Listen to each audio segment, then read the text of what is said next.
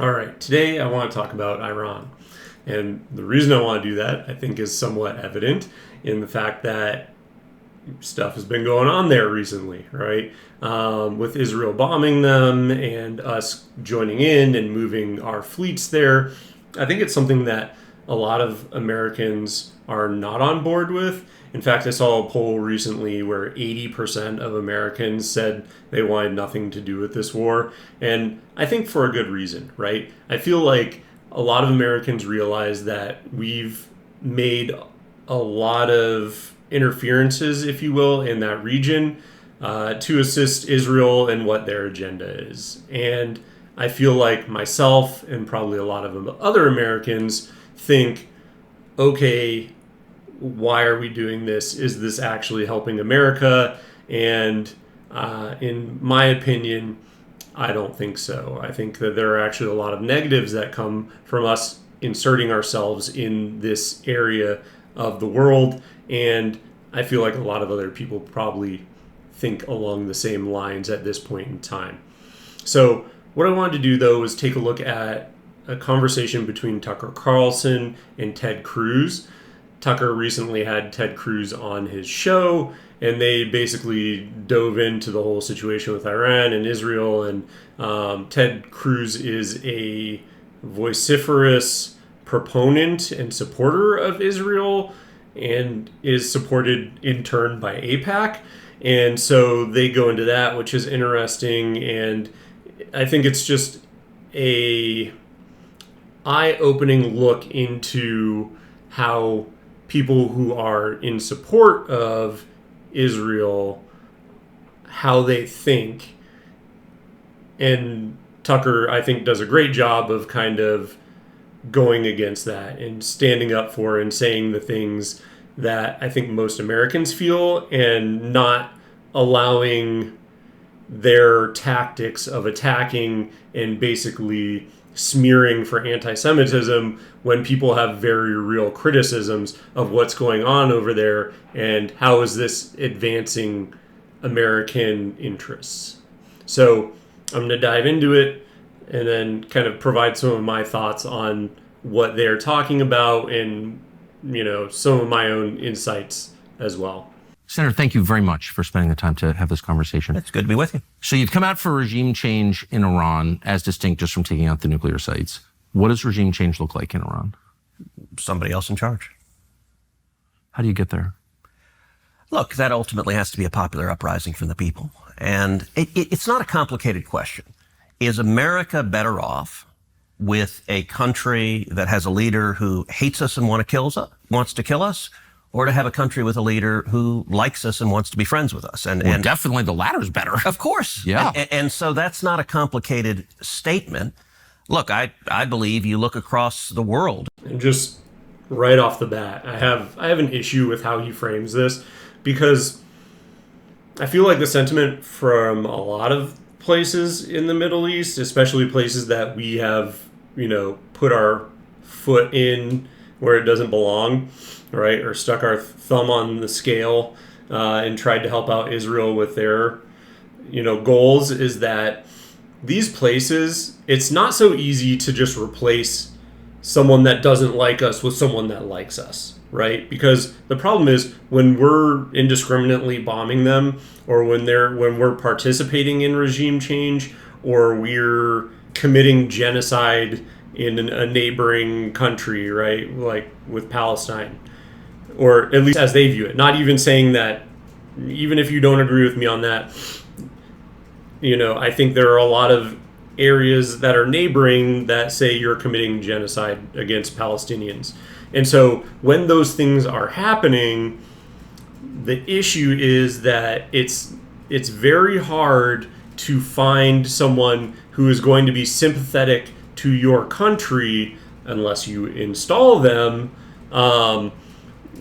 just organically, because the U.S. being half a world away and interjecting themselves into conflicts, inter-region conflicts, I would be pretty pissed if, China did that to us. So again, finding someone who's going to be sympathetic to our viewpoints, I think would be a lot harder than Ted Cruz makes it sound right here. When you have countries that have dictators that are viciously anti-America, Venezuela, Maduro hates us. Would we be better off with Maduro out of power? Absolutely. I want our enemies out of power, and I want our friends in power. I could not agree more. The question is, how do you get there? Of course. And we've been trying to kill Maduro for quite some time. We have troops there, as you know. I don't know that we've been trying to kill Maduro. We have. And I think you know that. And okay, I don't know that. Okay, well, as a statement of fact, we have. So we do have massive sanctions. We tried to pressure him out of office. Yeah, and there's all kinds of stuff. I'm just saying there's a lot of pressure coming from various parts of the U.S. government on that government, and it's still there. Yeah. Same, the country of your ancestors, Cuba, 1959, we've been working on that. Hasn't worked. So it's I think we both agree it's hard to do. It absolutely. And just as another point to that, also is if you're thinking about like, there's some military person who basically stated that, yeah, this is even recently in Palestine and in Gaza, the bombings that have been going on, you're actually, the amount of members of Hamas that you have eliminated have been replaced by people who have had their families, like fathers who have had their children killed, or wives killed, or children who have had their parents killed, or, situations where basically you have impacted their lives, and because you have killed, I think now the claim number is 55,000 people, majority being women and children in Gaza, because you have, you've had such a negative impact on them. Well, now you're basically radicalizing terrorists. And that's, I think, the best way to think about it in this situation, because it is new that we are going into Iran, but the problem is this situation is going to play out the exact same way. And, it's going to be literally, copy paste, where they're going to be pissed off because there are going to be family members or friends who are going to be impacted, who are civilians, and then it's going to radicalize those other groups that are surviving to go join, a radicalist group to try and basically strike out against Israel or America. And so, again, it's just painting the illustration of regime change is never as easy as they're making it sound here, or Ted Cruz is trying to make it sound here. And I think that also is backed up on this discussion about Venezuela, where, we've been trying to do it and we still haven't done it. So, getting them out is one thing, but then even when you get them out, is my point, is that it's hard to, you don't know that the person that's going to step up next is going to have, be friendly to you or have your interests in mind. Absolutely, it's hard. And look, I think you're reasonable to ask, how do we produce that? And I think there's a distinction between what your objective is and the means to get it. There are all sorts of things I would say we would be better off. We'd be better off in China without Xi there. Should we invade China and topple Xi? Of course not. Better off with no national debt. There are lots of things. Totally. But it's good to say, all right, what are our objectives? Right. And so with the Ayatollah in Iran, saying you're for regime change, I don't view as complicated. I mean, the guy literally leads mobs chanting death to America. Mm-hmm. So that's not good. Definitely not good. And this is always so funny when they, because of course, it doesn't look good when they're saying that. But why? Why do they care about us at all? And this goes back to my previous point of the reason why they're saying these things is because we're interfering in their region. We shouldn't be. We should have no interest in there at all. But because we're supporting, and they're not stupid, right? They can see that we're supplying Israel with weapons and, support, and, we give them billions of dollars in aid a year. And so when you're doing this, like, you look at it, and of course, America's the big brother to Israel, although they order us around like they own us. I'm not sure how that works, but okay, whatever. So you take a look at that and you say, if you're an Iranian, of course you're going to say, death to America, is because that's who it looks like you're fighting against. You're looking like you're fighting a war against America, against Israel, who's their proxy in the area. And so, yeah, okay, they're chanting that, but like, what is the reason of that? It's because we've inserted ourselves into their region and into their lives where we have no business in being. Good. But the reason I think it's important to get a little more detailed about how that might happen is because there's military action in progress, which we're supporting. And the president has said clearly, including last night, that he is focused on eliminating the capacity of the Iranian government to produce nuclear weapons. You are saying we need to use military force to effect regime change. I have not said that. And that's the other issue, too, is that, as I said in the intro, Bibi Netanyahu has said since the 80s that Iran is just a couple of months away from nuclear weapons, and it's been 40 years and it hasn't happened yet. So that argument it holds no water at all. It makes no sense. And so even the pretenses of that's why you want to go in is hilarious. And the other part of that too is that Trump actually pulled out of the nuclear deal. There was one in place last time he was in office. Basically, Iran said that they weren't going to create nukes, and he pulled us out of that. And now that's what he's fixated on. And so that almost makes you think, and because there's such a timeline, I would almost say it wasn't the goal, but you could certainly draw a line and see where, okay, he took us out of this, so then now he can accuse them of, going towards nuclear weapons, so that now we have a false pretense to go in there and just start bombing them. And go, trying with the end goal of regime change. Again, kind of conspiracy minded, but it wouldn't be hard to draw that line of A leads to B. Oh, I must have. No, I have not said that once. Okay. I don't think we need to use military force to do regime change. I said I support it. I would like to see it happen. You asked me how should it happen? A popular uprising. What I've advocated for. All right, let's step back a second. You and I, we've known each other a long time. That's kind of head scratching and funny to me as well, because so he is saying, yeah, it would be great if we went in with military, but it doesn't need to happen that way. But even if Israel is the one going in and doing the bombing, that still is us militarily going in and using force to effect regime change. So even if it's not directly through us, and also we're moving warships there and et cetera, it's still, even if it's not us, it's still us. And so for him to say we don't need to, well, Israel's already stricken with weapons that we have given them, so technically it is us. So this is kind of a technicality that is incredibly incorrect and it's made under very false pretenses. I would say we agree on about 80% of the things on Earth. For sure. And there are a lot of things, and we can get into the nitty-gritty of foreign policy as much as you want. The 20% where we disagree, I do think is meaningful. And it's mostly in the foreign policy space. And what I would say, if you'll allow me to get a little theoretical, and then I'm happy to get specific. Yes.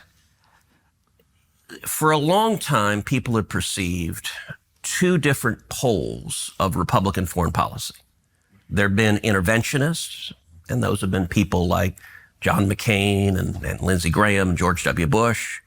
And there have been isolationists. And the most prominent of those have been Ron Paul and Rand Paul, and there are others. And people perceive those are the two choices. You got to be one or the other. I've always thought both were wrong. I don't agree with either one. The way I view my own foreign policy... I'm with you, by the way, for whatever it's worth. Yeah. I agree with you. Okay, good. I don't know who set up that binary, but there are lots of choices, actually. I mean, people sort of naturally fall into... I think they want to classify people, and they're like, okay, you're one or the other, and you got to be all or nothing. And the interventionists, it seems, have never seen a country they didn't want to invade, and that doesn't make any sense to me. And the isolationists, I think, don't take the threats to America seriously. And I think that's naive and it doesn't work. And so my view, I consider myself a third point on the triangle. And See, I don't know how accurate that is. I mean, I'm sure there are some that fall in there, but I feel like most people, and then I think this is kind of evident in what has happened throughout history, but most people, they see something, and if it affects us directly, that's where we're interested in going in and trying to make a difference. And I feel like most Americans kind of are where he's saying, where that's why 80% of people don't want this war, is because it doesn't make sense. But I would say probably 100% of that 80%, so that entire 80%, probably wanted to go to war after 9/11 because it was a direct attack on us. So where it makes sense, I think all people, all Americans want to go. But then when it morphs into something where we're staying there and we're doing it, for the women of Iraq, or whatever they, the Afghans, or we're building schools in Afghanistan, or whatever made up things they try and sell us. I think that's where people start to get, you get a pullback. So I think most people are in that camp, actually being in the middle. And it's only in politics where you get this cartoonish, you're either 100% for it or 100% against it.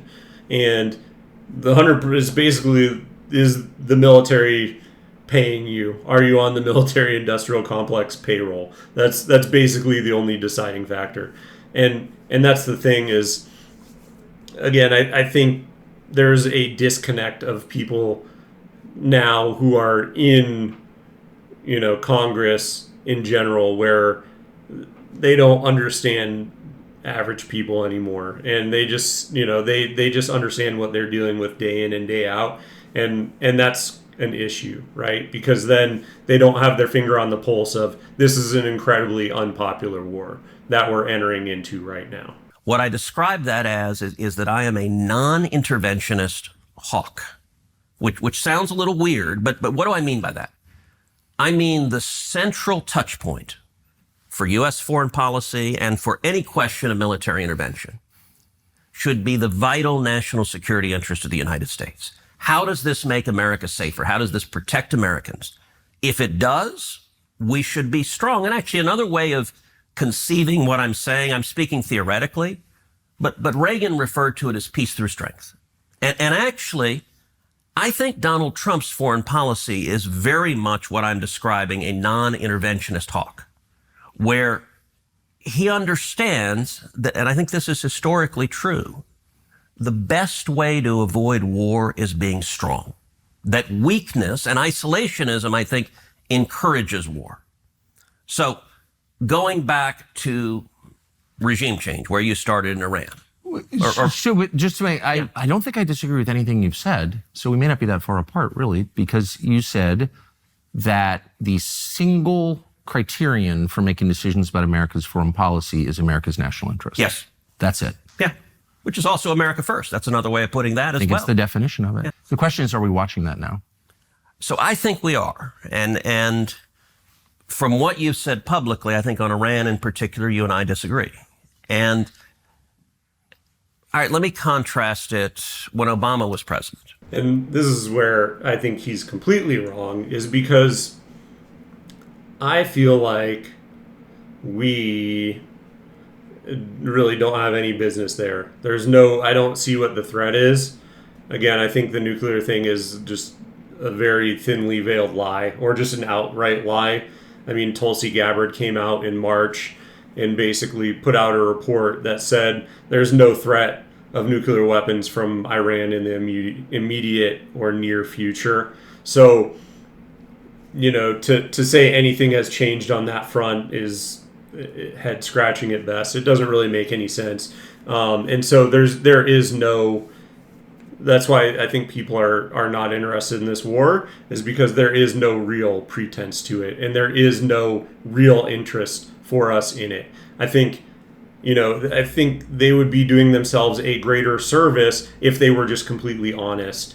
All these war hawks were completely honest and just said, here's why we're going to do it. Instead of, again, giving us these false pretenses that I mentioned previously, where it's like women's rights or whatever in these Middle East countries, building schools, building whatever. We need to protect, rights of people, and I don't care.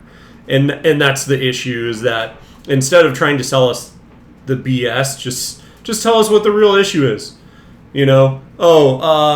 By going in there and bombing Iran, we get $50 billion in oil, and we can build 13 bases, and we can, we're going to make $1 trillion on selling weapons to Israel, and blah, blah, whatever the actual, just tell us what the actual reason is. I think that's where a lot of people get really just annoyed, is because it's like, you're lying to us. We can tell you're lying. We know you're lying to us. So just knock it off. Just tell us what the real reason is, and allow us to make up our mind on if we think it's worth it then to go and do this. Is this actually in America's best interest, or is this going to create terrorist groups that are going to, create another 9/11? Can we have an honest conversation about it? Do we actually think it's worth it? What are you guys seeing that's worth it to go and do this? But that seems to be too much to ask, apparently. When Obama was president, you remember he talked about wanting to have military action against Syria. Mm-hmm. And at the time, I tried to keep an open mind to it. I said, okay, let me listen to the commander-in-chief, describe to me how this is in America's interest and what your plan is. And Bashar Assad was a bad guy. He was killing his own citizens, and he had chemical weapons that were very dangerous. I could conceive of a commander-in-chief laying out a plan for, okay, we're going to go in and say, grab the chemical weapons and leave. I could see that if there was a real threat to America and there was a plan to prevent that, I could see supporting that. So I wanted to hear what he had to say. And I listened both in classified briefings and public questioning. And number one, their public defense of it was incoherent. So John Kerry said, we're going to engage in an unbelievably small strike. I think that's a quote. I'm like, okay, and to do what? At the time, there were 9 major rebel Islamic groups in Syria. I'm like, I don't know how he's not seeing the parallels drawn to this, where it's like, oh yeah, it's just going to be a quick strike. But then the history of the last 9 times that we've went in there and stuck our nose in business where it doesn't belong, it hasn't been. How long were we in Afghanistan? What are you even talking about here? Every single time it's sold as just a quick strike. And same thing that you're saying here. He's saying here, oh yeah, it's just going to be a quick strike and then we're out. And it never is. And you can't lie to the American people anymore. We know it's not going to be, because my guess is the military-industrial complex just basically says, okay, we're going to back, and this is the meta level, the big picture level, we're going to back Israel. They're going to fight with all their neighbors because this is the most, contentious area in the world, and we're just going to sell weapons indefinitely. If you're supplying bombs forever, well, then you're going to be able to supply, if there's forever wars in an area, then you're going to be able to supply bombs forever. And every year is going to be the same amount. Whereas, hey, guess what? If we're minding our own business, well, Lockheed Martin isn't going to be able to sell missiles. So, again, it's always sold as just a quick incursion, and then rolls out into 9 years and nothing.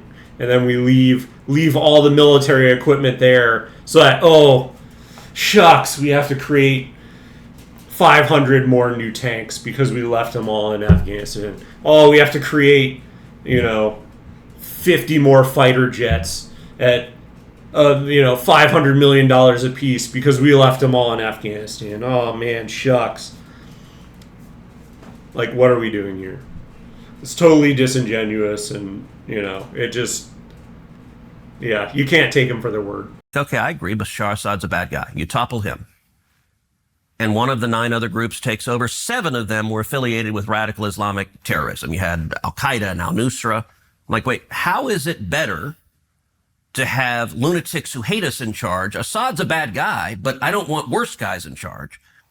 Obama administration. Which is hilarious because the first thing you said was you want to do regime change. How do you prevent this exact same thing from happening again? There's no plan. We want to create regime change.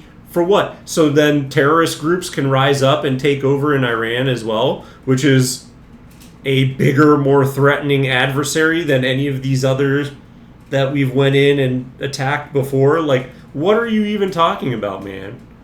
This makes no sense. This literally is the complete rejection of the first point that he made, that he wants regime change. This is the counterpoint to that, in that you don't know what's going to come up out of it.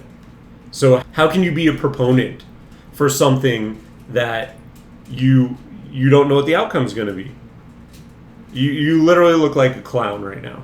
Couldn't give an answer to that. And ultimately, when you press them, John Kerry in particular, I pressed, and he would say, well, we need to defend international norms. Like, what the hell is an international norm? I don't know what it is, but I'm not interested in putting U.S. servicemen and women in harm's way to defend one. Amen. So I opposed the Syria attack and opposed it vocally. And it was interesting. Rand and I agreed. Rand's a friend of mine. But we agreed with that position for different reasons. What I was asking is I think the question we should ask, how does this make America safer? The Obama administration couldn't give me an answer, so I opposed it. I think Iran is very different. Let me ask what you think of how Syria wound up, because Bashar al-Assad now lives in Moscow. Yeah. He was taken out by our allies, and he's been replaced by a radical Islamist who was affiliated with ISIS. So is that a win or no?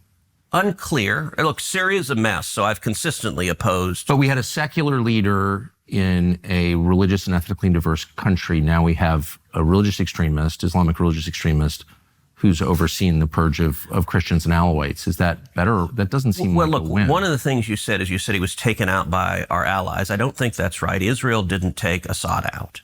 What happened, and I'll tell you. What about Turkey? Turkey didn't take him out. So it was interesting. I had a long... How did Assad get kicked out? Yeah.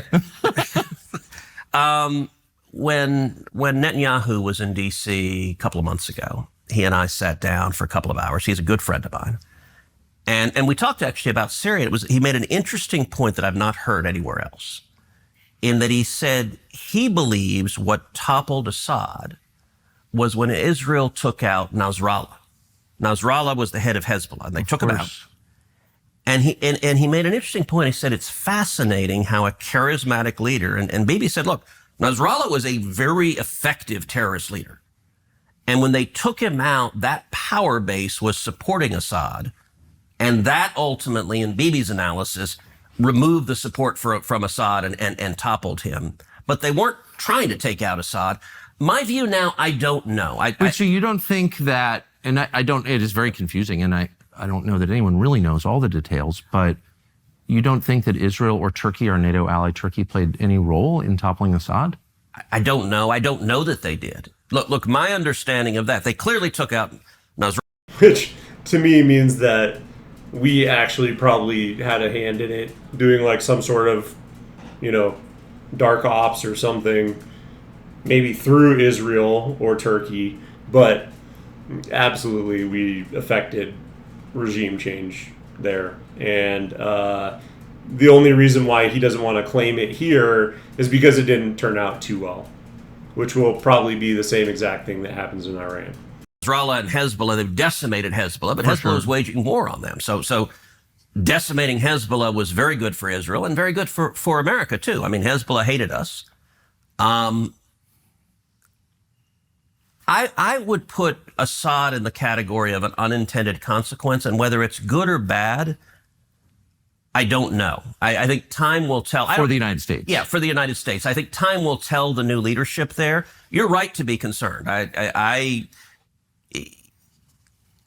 me step back and let's talk regime change generally, I mentioned Syria. I also oppose the Iraq War. I think the Iraq War was a serious mistake.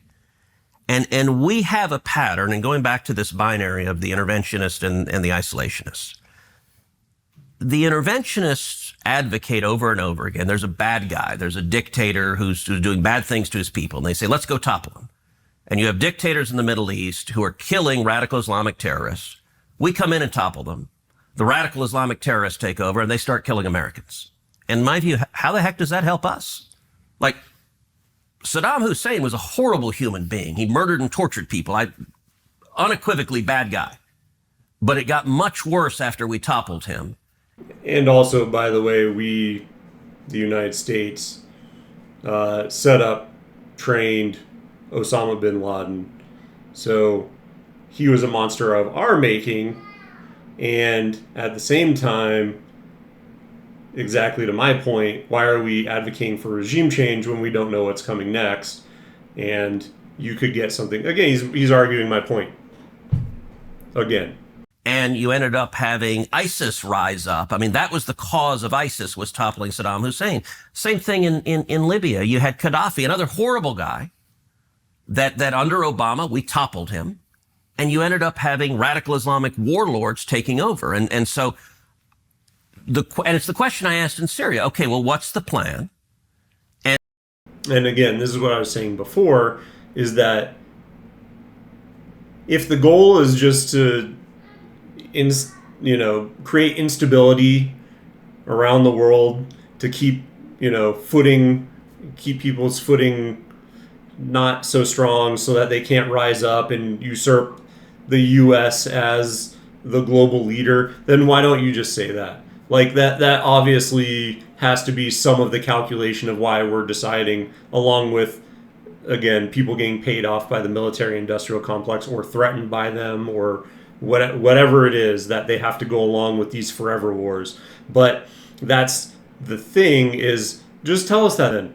If the goal is to basically upset any country that starts growing and becoming prosperous, and we just want to create instability to keep us atop the global hierarchy as number one, then I don't know why they can't just come out and say that and let us decide that that's what we want, or we don't want this. And how is this good or bad for the United States? And so I don't think. With Iran, I view Iran as very different from Iraq. But up to that point, you say we disagree. I don't hear really anything. I'm not quite sure what happened in Syria, but I don't know. So, right. But other than that, I don't hear anything I disagree with at all. Yeah. It sounds like we're in a complete agreement. I wonder, though, is there a successful regime change that the United States supported that you're aware of in the last 100 years? Sure. Defeating the Soviet Union and the Soviet Union collapsing, winning the Cold War. I don't know about that. I feel like that's kind of a stretch when you're trying to compare it to what is going on in the Middle East right now, and or all the attempts that we've made at regime change since then that have failed or backfired. I don't even think this is remotely the same thing. So I think it's a very poor example to try and use here. Or that was the most consequential step for U.S. national security interests of our lifetimes. Okay. And so you would classify that as a regime change that we affected? Absolutely. Okay. Look, you and I are in my office. We're sitting next to a painting of Reagan in front of the Brandenburg Gate. And up top are the words, "Tear down this wall," in German, in the style of the graffiti. Right. And I think those are the most important words any leader has said in modern times. And if you look at how Reagan waged the Cold War, and Reagan is very much my model for how to, I actually think how Reagan took on the Soviet Union is exactly how we should take on China. Now, starting from the point, look, Reagan was not an interventionist. In 8 years, the biggest country Reagan ever invaded was Grenada. He was very reluctant to use U.S. military force. He didn't respond after the 83 barracks bombings. You're right. Yeah, he made the judgment that the risk exceeded the benefits. And that's a very rational decision to make. And it's reflected. Trump has made those same decisions where he is willing to use military force, but he very much asks, okay, is this good or bad for America? Does this endanger U.S. servicemen and women or not?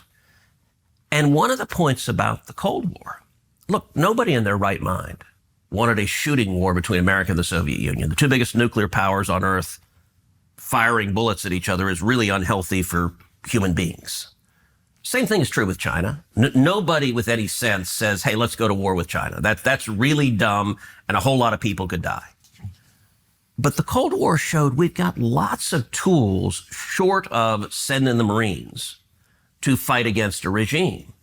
And one of the most important tools is the bully pulpit. And so when I say I support regime change, I actually think just simply laying out what the Ayatollah does. And so I spend a lot of time, I speak to Iranian dissident groups. I speak out against human rights abuses. I think shining a light on the depravity of leaders is a really powerful tool that America has. Should we limit our activity to that?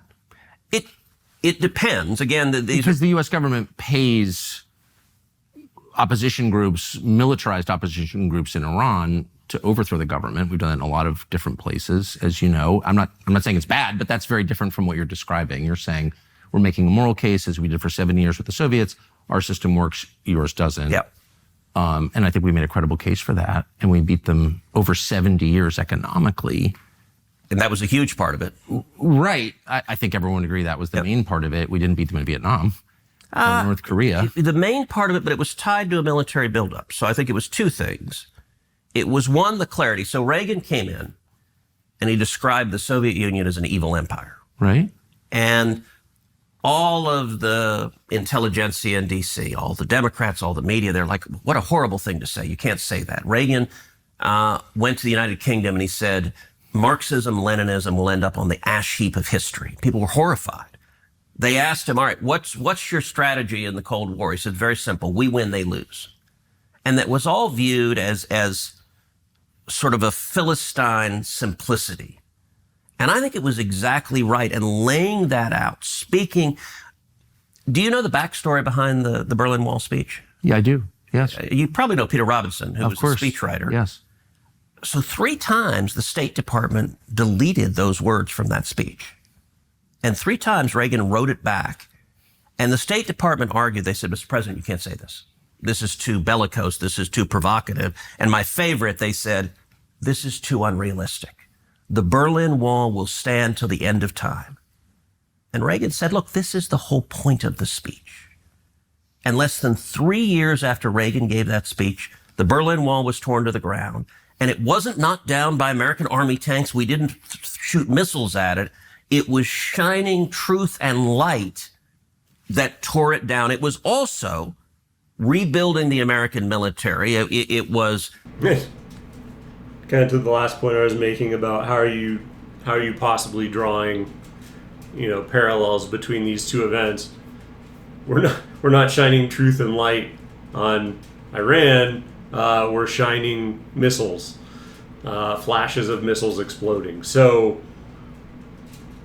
again, this seems kind of off topic and doesn't really make a lot of sense when you're trying to draw parallels between what happened in Soviet Union, in the Soviet Union with their, changing of the regime, if you will, versus what is going on in Iran right now and what is being advocated for. What was then pejoratively called Star Wars, where the Soviet Union, their economy couldn't match our military buildup and it bankrupted them. That's an example of peace through strength. I wonder, is there anybody who was alive in 1989 who wouldn't trade that America for the one we live in now? There's not one person, I don't think. Oh, sure. But just the basic metrics, debt, suicide rate, life expectancy, I wonder why after that victory, America didn't thrive in the way that we thought that it would, that I thought that it would. My family was involved in that. We were very focused on it in my house. We won. And I wonder 2 things. Why didn't the United States kind of declare victory and make some sort of arrangement with Russia that allowed mutual prosperity rather than continuing a Cold War? And second, I wonder why the United States didn't get a lot better. Like, why don't we have better infrastructure? Why don't we have fewer homeless? Why do we have all these drugs? Like, if we won, why does our country look like this? I think you probably know my answer to this is late stage capitalism. Again, the government and I think every institution has basically sold out to interests anywhere that you can squeeze the American public and try and make money off of them at the oftentimes expense of the American public. That basically all these people are bought and paid for, in that they allow, anything, all of the industrial complexes, right? Big food, big agriculture, big, military industrial complex, big pharma, insurance companies, all of these groups that essentially they're making everyone's life worse at the expense of profit. So they're putting profit above everything else, and that's why you're seeing essentially the culture that you're seeing. And it's crazy to me that just people are continuing to get away with this, and that I think that's the reason why you see what you're seeing. And it's, I think, finally coming to a head where people's lives are becoming so much worse that something will actually change. And I think that's what everyone has been voting for. I mean, think about the slogan with Barack Obama, where it was hope and change, right? And every single time we've been voting for what we have been hoping for as change, right? You had Barack Obama, then you had Trump, who basically came in and, whatever you think about him, his messaging in the first one was essentially ending forever wars and, upsetting the apple cart, as it were, so to speak. So again, it's an agent of change. It's another agent of change. Then you see what happened, and part of it is he didn't do the things that he said, right? He said he was going to pull out of Trump, in this instance. He said he was going to pull out of Afghanistan. He didn't do that. People got annoyed with his rhetoric, and then COVID happened and kind of screwed up the economy. So we want change again. And so what is change? Change is not Trump. So then you go to Biden, and then things don't change at all. Yes, we pulled out of Afghanistan, but now we are engaged in what is essentially a proxy war in the Ukraine, and also a proxy war with Israel going in and bombing Gaza. And you're seeing this. We want change again. Okay, well, Kamala Harris is the vice president presiding over all of this. Well, now we're going to go back to Trump because his message was, and again, we're talking about war here again. So, okay, is anything actually changing? No. But the message was, and the message that was sold to us was, we're going to change. If it was, I think his exact wording was, if it was for me, we would never have went in, Ukraine and Russia would have never happened. And if it was for me, Israel, Gaza would have never happened. October 7th would have never happened, whatever. So, but that's the message, and then everyone voted for that. So the thing is, we've been constantly looking for agents of change, and nothing changes. And I think, again, that's because people are finally so fed up with, even if they're not sure exactly what it is, I think everyone can feel it, that the American experience for the average person is becoming worse. And they're upset about that, and they're upset about these wars that are going on and on and on, and they're upset about all these different things, and you can't, even if you can't put your thumb on it, you can tell that you just want something to happen to fix it. And that's what people are voting for. And that's exactly what Tucker's saying, is that it's so upsetting about the things that are happening and nothing is changing. I walked across from Union Station this morning, as you do, I'm sure, every day. And all these people lying in the street and sleeping outside. It's like, what is that? Look, there's no doubt there are really dangerous forces in our society. Some of it is politics and some of it is culture. And one of the mistakes people make in politics is thinking everything is politics. So the political answer, which I happen to believe, is we went much further down the road of liberalism. You look at Bill Clinton, who inherited the peace dividend of the Cold War being over and moved us more to the left, and then Obama accelerated it a lot. And so there are lots of I agree. bad economic policies, but I also think they're cultural things. The Well, can I loss say, of I faith, agree with the loss all of family. that. I know what you're going to say, and I agree 100%. I bet there's not one word that I would disagree with. All I'm saying is, like, I think it's important to step back and ask. But I actually think Russia has very little to do with it. So, well, that's kind of the point that I'm trying to make, which is, like, we're all sort of focused on beating our adversaries abroad, but what is victory worth if our own country becomes what it is now? And maybe we're spending a little too much time focused abroad and not enough time focused on the people sleeping outside Union Station. So, look, I absolutely think we need to focus at home emphatically, and we need to focus on prosperity. We need to focus on reducing the debt, reducing spending, empowering people, low taxes, small businesses, American free enterprise. It's the most powerful force. And how are we doing that when we're shipping billions of dollars to other countries? Like hundreds of billions of dollars. Like that increases inflation, which makes it harder for everyday people to afford everyday goods.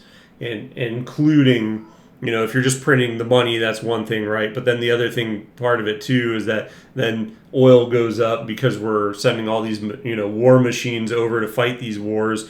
And then, the price of everything goes up because of the need to ship things and oil, gasoline required in the basically supply chain of getting those things from point A to point B. So everything becomes more expensive when we're fighting these wars. And so what myself and probably all the people want is knock this off, because it's not good for us. It's not good for the average American, and it's making things more expensive at, the expense of us for them to basically have forever wars. For fighting poverty the world has ever seen. I'm 1,000% there. I also recognize it is a dangerous world. And part of the responsibility of leaders, part of President Trump's responsibility, is to keep America safe. Let's go back to where we started. But can I ask, you've been in the district a long time in D.C., so have I. And the city's way more dangerous, and Congress runs this city. No, it's a complete crap hole. So I'm saying, no Iranian's ever going to kill me, but I could get carjacked here. And I just don't understand how the Congress could run this city and focus on the dangers of Iran when the city is like garbage. Okay. It's garbage. But Congress doesn't run the city. We could. Congress does run the city. It's in the Constitution. It's in the Constitution, but they've given home rule, so it's a Democrat mayor who runs it. You control the Congress. I'd vote for it, but it is a question of math. Okay, but I'm just saying, why? How can people ignore? It's like, if my own kids are drug addicts, but I'm focused on my neighbor's kids, it's like I'm neglecting my own kids. And there's a sense in which the Congress is neglecting the country that elected them in favor of this relentless focus on other people's problems. I 100% agree with this. I can't stand that we're, again, sticking our nose in other people's business when our country, just look at places like San Francisco, right? I went there quite a few years ago now, and just even at that time, like before COVID, it was so awful. Like they have literal apps where you can, detect and report poop on the street, human fecal matter on the street. And so, when you have countries with that many homeless people, they're having open air drug markets. They're having, open homeless exchanges where they're out on the main street of San Francisco, out opening up blankets and having bartering systems. Like, what is going on here? And that there's so many homeless people, and there's so much, fentanyl and drug issues in all of the major cities. And then we're focused on, we have homeless epidemic, and we're focused on supporting Israel and regime change in Iran. Like, what the hell is going on? What the hell is going on? The way it feels as an American. Look, there are lots of problems in America that we need to fix. Why is D.C. a pit? Because you have a mayor and a Democrat city council that won't let police officers arrest bad guys. And in every city you see across the country, whether it's New York, whether it's Chicago, whether it's L.A., whether it's San Francisco, if you have Democrats, we see the L.A. riots where they won't let people be arrested. All right. Then why not work in regime change here? Why not use the bully pulpit? I do. What do you think I do every day? I never see a Republican senator stand up and say, I just walked to work. What do you think I do every day? Well, no one's been changed. So, you know what? Actually, that makes sense.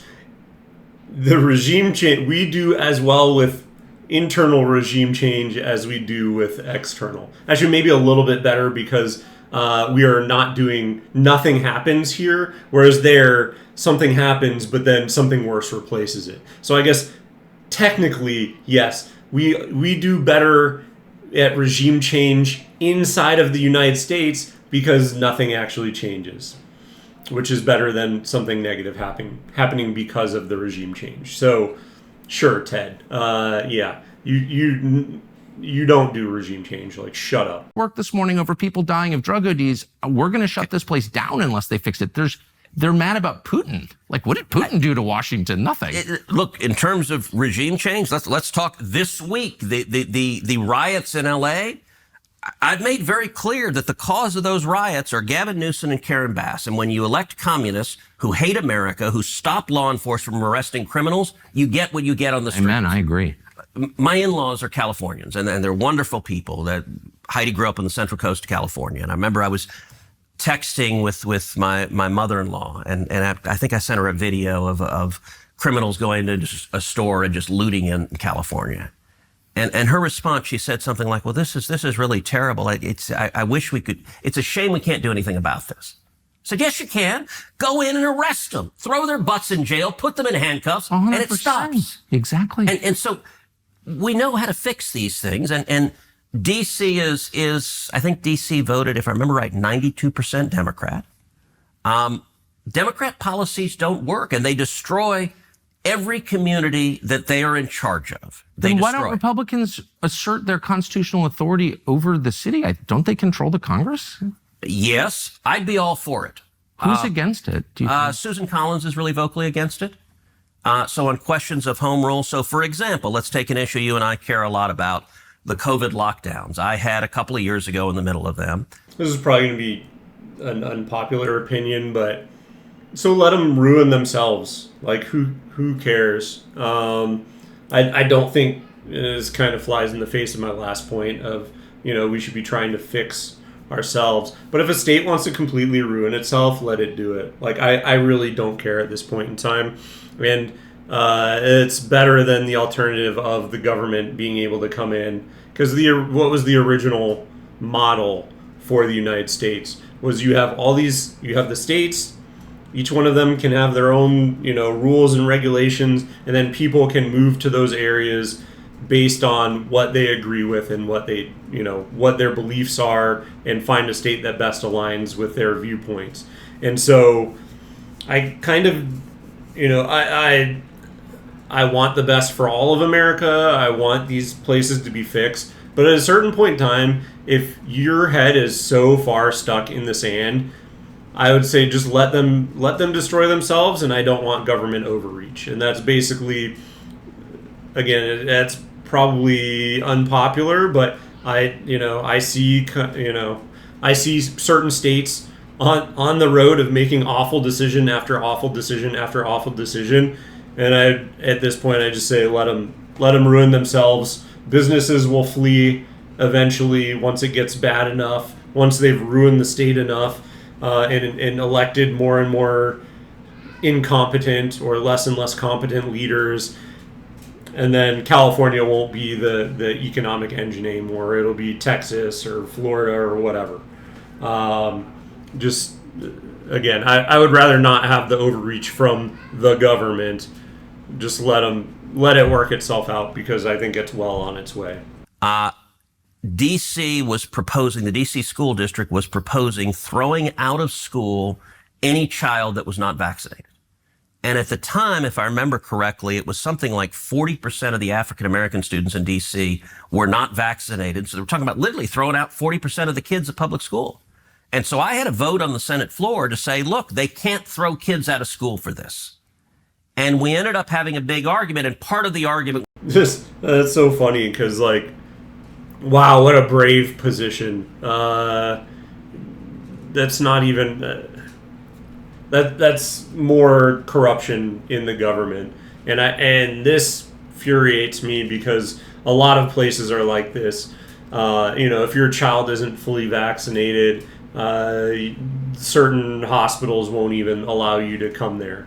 And again, it's just allowing the medical industrial complex to come in and, basically corrupt everything. So this point that you're using is okay, man, like, congrats for kind of standing up to it, but like, whatever. Again, we need to just find a way to get financial incentivization out of politics completely, and then you'll have people actually governing. I think that would be a big fix for it as well, because then you're having people govern and not give out handouts and not if you make them unable to do these things, then they're going to govern with their people's best interests in mind, which is not happening right now. It was home rule, where there was, and Susan was the most vocal Republican that's like, no, we have to let DC run. And I'm like, why?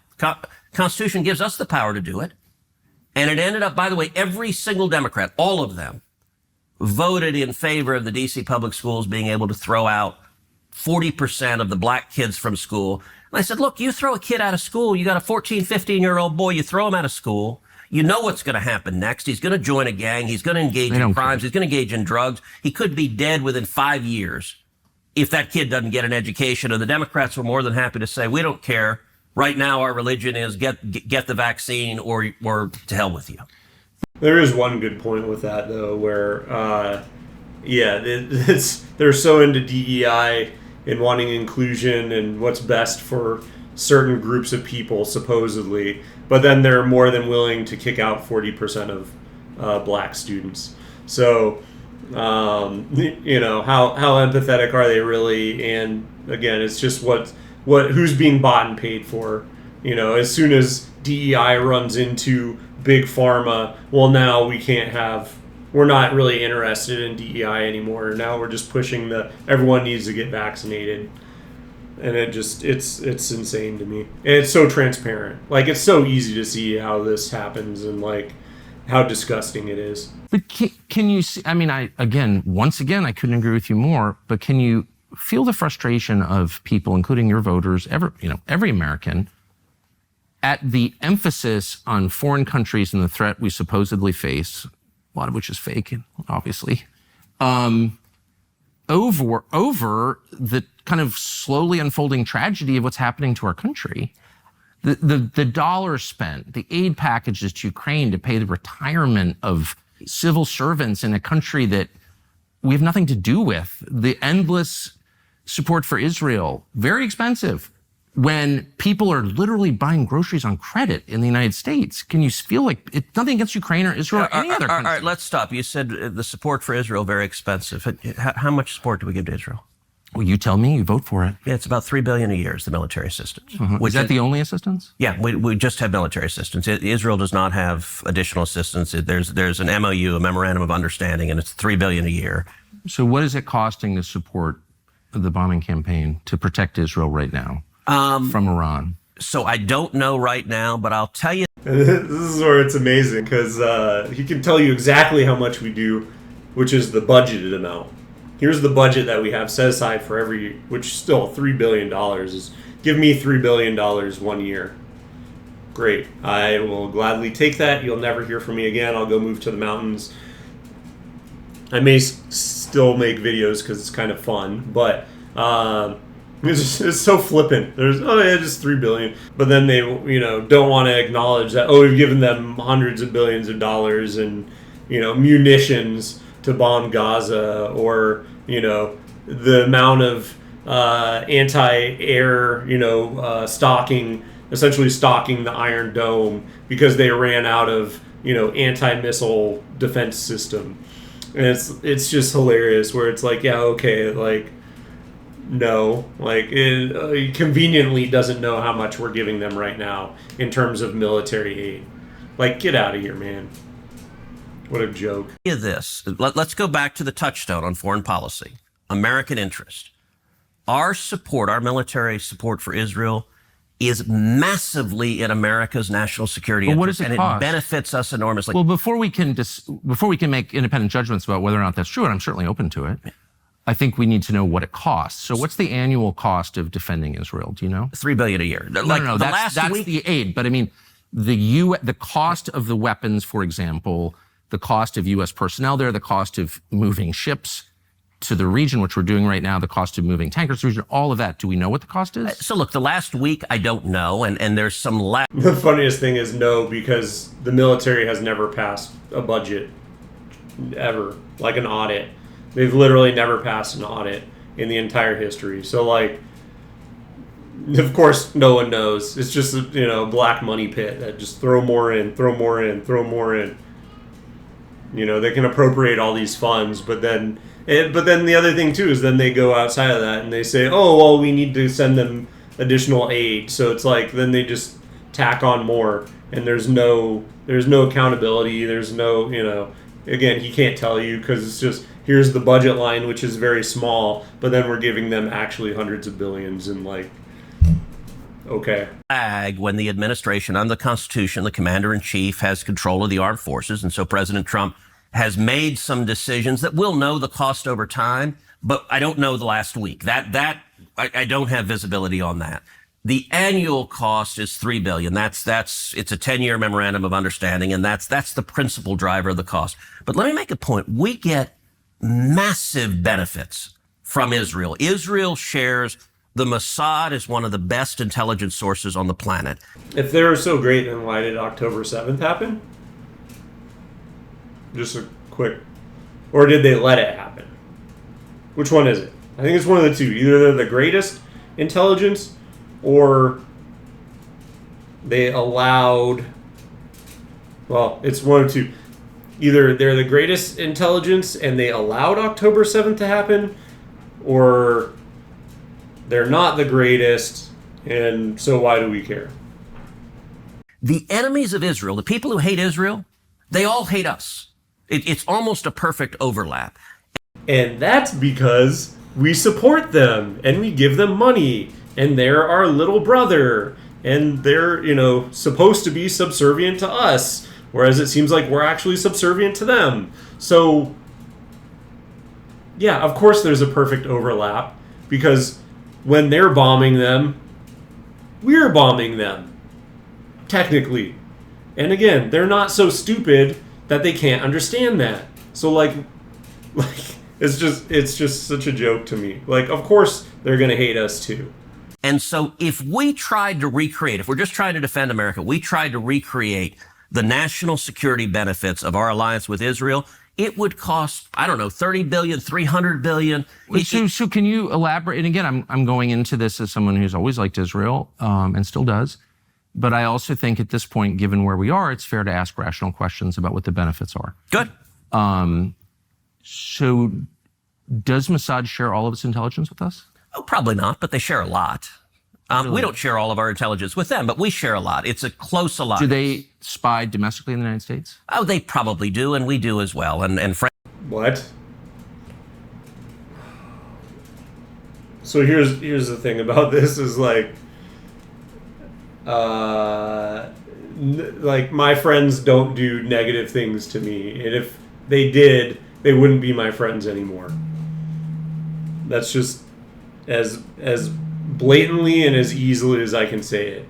And so for him trying to justify them spying on us and us spying on them, I mean, whatever, I guess. But like, if we're giving out aid to a country and we find them spying on us, we should immediately say, you're cut off, like, F off, not interested, like, we're done with you. And so for him to so flippantly just be like, yeah, they spy on us, we spy on them, it's fine, like, it's no big deal, like, oh my God.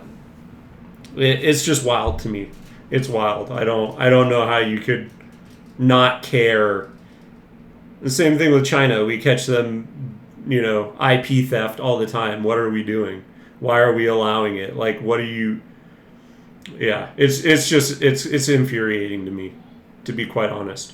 Friends and allies spy on each other, and I assume all of our allies spy on us. And that's okay with you? You know what? One of the things about being a conservative is that you're not naive. So that's actually a really funny question, and I will relate it to. So if you've ever played the Civilization game franchise, I really like Tucker's question here because for me, like as soon as someone does something like that, like one of the others, it's a game where it's like a Risk kind of a thing where you're building out your own country and you expand along the map and everyone starts it starts with one and then you expand from there. And it has all the intricacies of like trade and scientific research and culture and all these different things, right? Espionage. And so when someone does that to you, it ruins your relationship in the game. You don't just, or it sours it. It doesn't completely ruin it, but like you can catch them and you can, publicly admonish them and be like, hey, like this isn't cool, knock it off. So again, for him to be so flippant, like in a video game, it reduces relationship. So don't you think in real life, like you shouldn't, and again, I go back to my friends. If any one of my friends treated me that poorly, where they did something against my best interest, well, they wouldn't be my friend anymore. Like, I don't want someone who's gonna, siphon gas out of my car or, whatever, like steal packages when they know I'm not home. Like, what are we talking about here? Like, what? Like, it just, it's such a farcical statement to make here that like, oh, everyone just spies on each other, it's fine. Like, no, it's really not. Naive and utopian. You don't think humans are all... Part of the reason socialism doesn't work is the mantra from each according to his abilities to each according to his needs doesn't work. As a conservative, I assume people act in their rational self-interest. So it's conservative to pay people to spy on you? It's conservative to recognize that human beings act in their own self-interest, and every one of our friends spies on us. And I'm not... Do you like it? That's my question. I'm not asking whether they have motive to do it. Of course they do. I understand that. And by the way, I'm not mad at them. But you're an American lawmaker, so I just want to know, hold on, I want to know your attitude. Yeah. You said that your guiding principle, in fact, the only principle, the only criterion. I said guiding, the overwhelming, I wouldn't say only. Is it in America's interest? Is it in America's interest for Israel to spy on us, including on the president?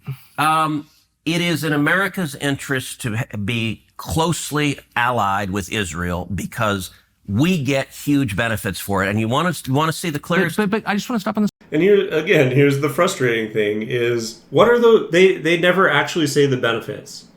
He like kind of started and then he like veered off and like, oh, we just get benefits. And it's like, what are the benefits? Again, tell us the benefits. If you have actual arguments of benefits, even if they're vile, disgusting, no one would, we would say we would rather not without, just tell us what they are. Like, be honest. Maybe we'll be more bought into them if you're honest with us. But that's never going to happen. They don't want to actually list out what the benefits are because the benefits are things that the average American would be like, well, I want no part of it because it's making my life materially worse that we're going out and constantly basically propping up Israel. Let's find for a second that it takes place, as you know, and including on the President of the United States and several precedents. And I just want to know if that's okay and why is it okay? Wouldn't an American lawmaker say to a client state, you're not allowed to spy on us? I'm sorry. I know why you want to. I'm not mad at you, but you're not allowed to. Sure. And I don't care for it. I don't want to be spied on by you. It's kind of weird not to say that, but you don't seem able to say that. Sure, I would say don't spy on us. They're going to anyway. And by the way, the Brits are, the Canadians are. Like, I don't think... Well, I'm not for that at all. Okay. I think it's disgusting. But we don't actually pay their... we're not their most meaningful sponsor. We're not sort of paying for the operations of the British government. So I got to say, and this is... It's weird... We're talking about isolationists, the obsession with Israel. Why is Israel... Oh, I don't think I'm obsessed with Israel. Okay, but I think a lot of people are. And like the question, Israel spies on us. Here's the funniest thing to me about this is that you see him get so defensive here. And you can tell that he's, in my take on it, is that he's so used to having to fight with people standing on quicksand, right? Where like there's no meaningful argument about why we are constantly, propping up Israel. So he's having to constantly, we get benefits from it. We get benefits from this relationship. I can't articulate what any of those benefits are. And it's like in Office Space, if you've ever seen that movie, where the guy's being interviewed about his job and he's like, I have people skills. I'm good at dealing with people. And it's like, well, maybe not. Like you're getting a little bit, it doesn't seem like you're providing a lot of value here, and like you're really shooting your case in the foot. So him getting so defensive on this is just kind of hilarious to me in that sense that he's not really like, why are you getting so defensive, man? And I think it's because he's having to constantly stick up for this awful policy that has just went on for far too long, really probably at the behest of the military industrial complex. And now, here he is having to defend it against Tucker Carlson, who is very good at coming at him basically on this topic. And so now that he's like is going to be seen by millions of people, it's really kind of getting to him, both in that he's had to do it probably now for years and years, but now that it's being directly confronted and it's going to be seen by so many people. Well, so does every other country. Why are you mad at Israel? I guess. No. I'm hardly the one who's. I've never taken money from the Israel lobby. Have you? Taken money from the Israel from AIPAC? So AIPAC raises a lot of money for me, but it's actually a misnomer because the people who raise money are individuals. Right. So it's not the PAC itself, but they're individual members who believe in the American-Israeli friendship and relationship. Is AIPAC a foreign lobby? No, it's an American lobby. That's kind of funny because I think my understanding would be that AIPAC has probably like a Rolodex of all these people that they want to, hey, if you're interested in supporting Israel, we're going to call you and bring you into a room. So yes, it is individuals, but at the same time, not really, because it is people who are already pre-aligned with the interests of Israel living here in the United States, that then they can just go out and call up and say, hey, this person is going to be sympathetic to our views, so go to this fundraiser and, whatever. You'll make, millions of dollars from these people. So it's kind of hilarious that he's saying, no, it's individuals, but no, it's not, because the individuals aren't coming to you individually. They're being organized by AIPAC, or really it works with any any group, interest group, where they're bringing them together because they know that they're willing to basically lend money to your cause because you're friendly. So like get out of here, man. AIPAC stands for the America-Israeli Political Action Committee. What does it lobby for? So, to be honest, not a whole lot effectively. Listen, I came in. Then why are we sending billions of dollars to Israel? Why are we, funding the genocide in Gaza? Why are we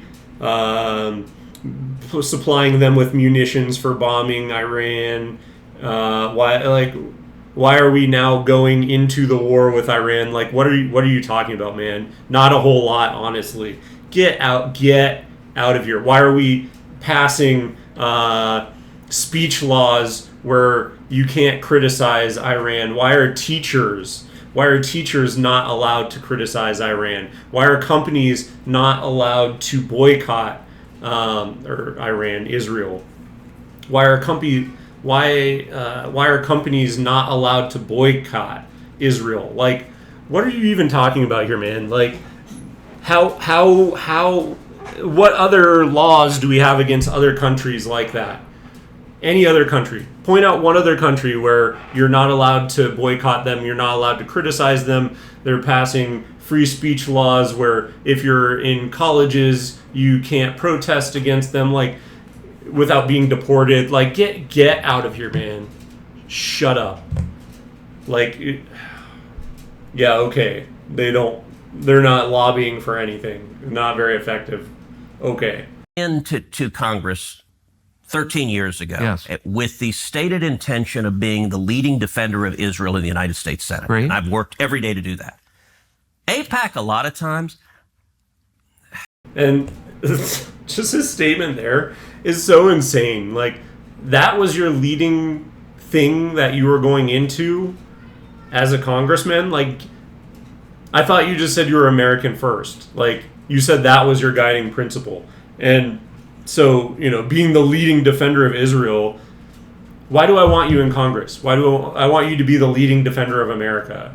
I don't want you to be the leading defender of Israel. Why do I care about Israel? I don't. Like, they're halfway around the world. Who cares? Literally, who cares?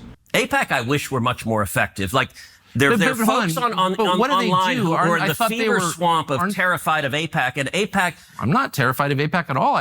You're the one who seems a little uncomfortable when I'm asking. No, this. Not uncomfortable at all. I'm just asking what AIPAC does. My understanding, having known a lot of people who work at AIPAC, is that it lobbies on behalf of the Israeli government. Wrong. Oh, okay.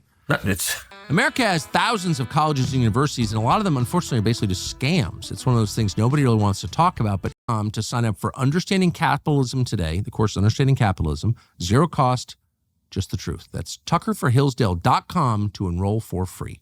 When was the last time AIPAC took a position that deviated from Prime Minister Netanyahu? All the time. Name one. Okay. Let me go back and give a little history. If you want to do a deep dive on AIPAC, I don't. I want to do a shallow. This is hilarious because he literally doesn't even he can't name one. Because everyone knows that AIPAC is literally just the Israeli government. So, like, okay. No, I want to get to the core question. AIPAC is lobbying for a foreign government. And it's not. No. It's lobbying for the United States. It is lobbying for a strong U.S.-Israeli relationship. Okay.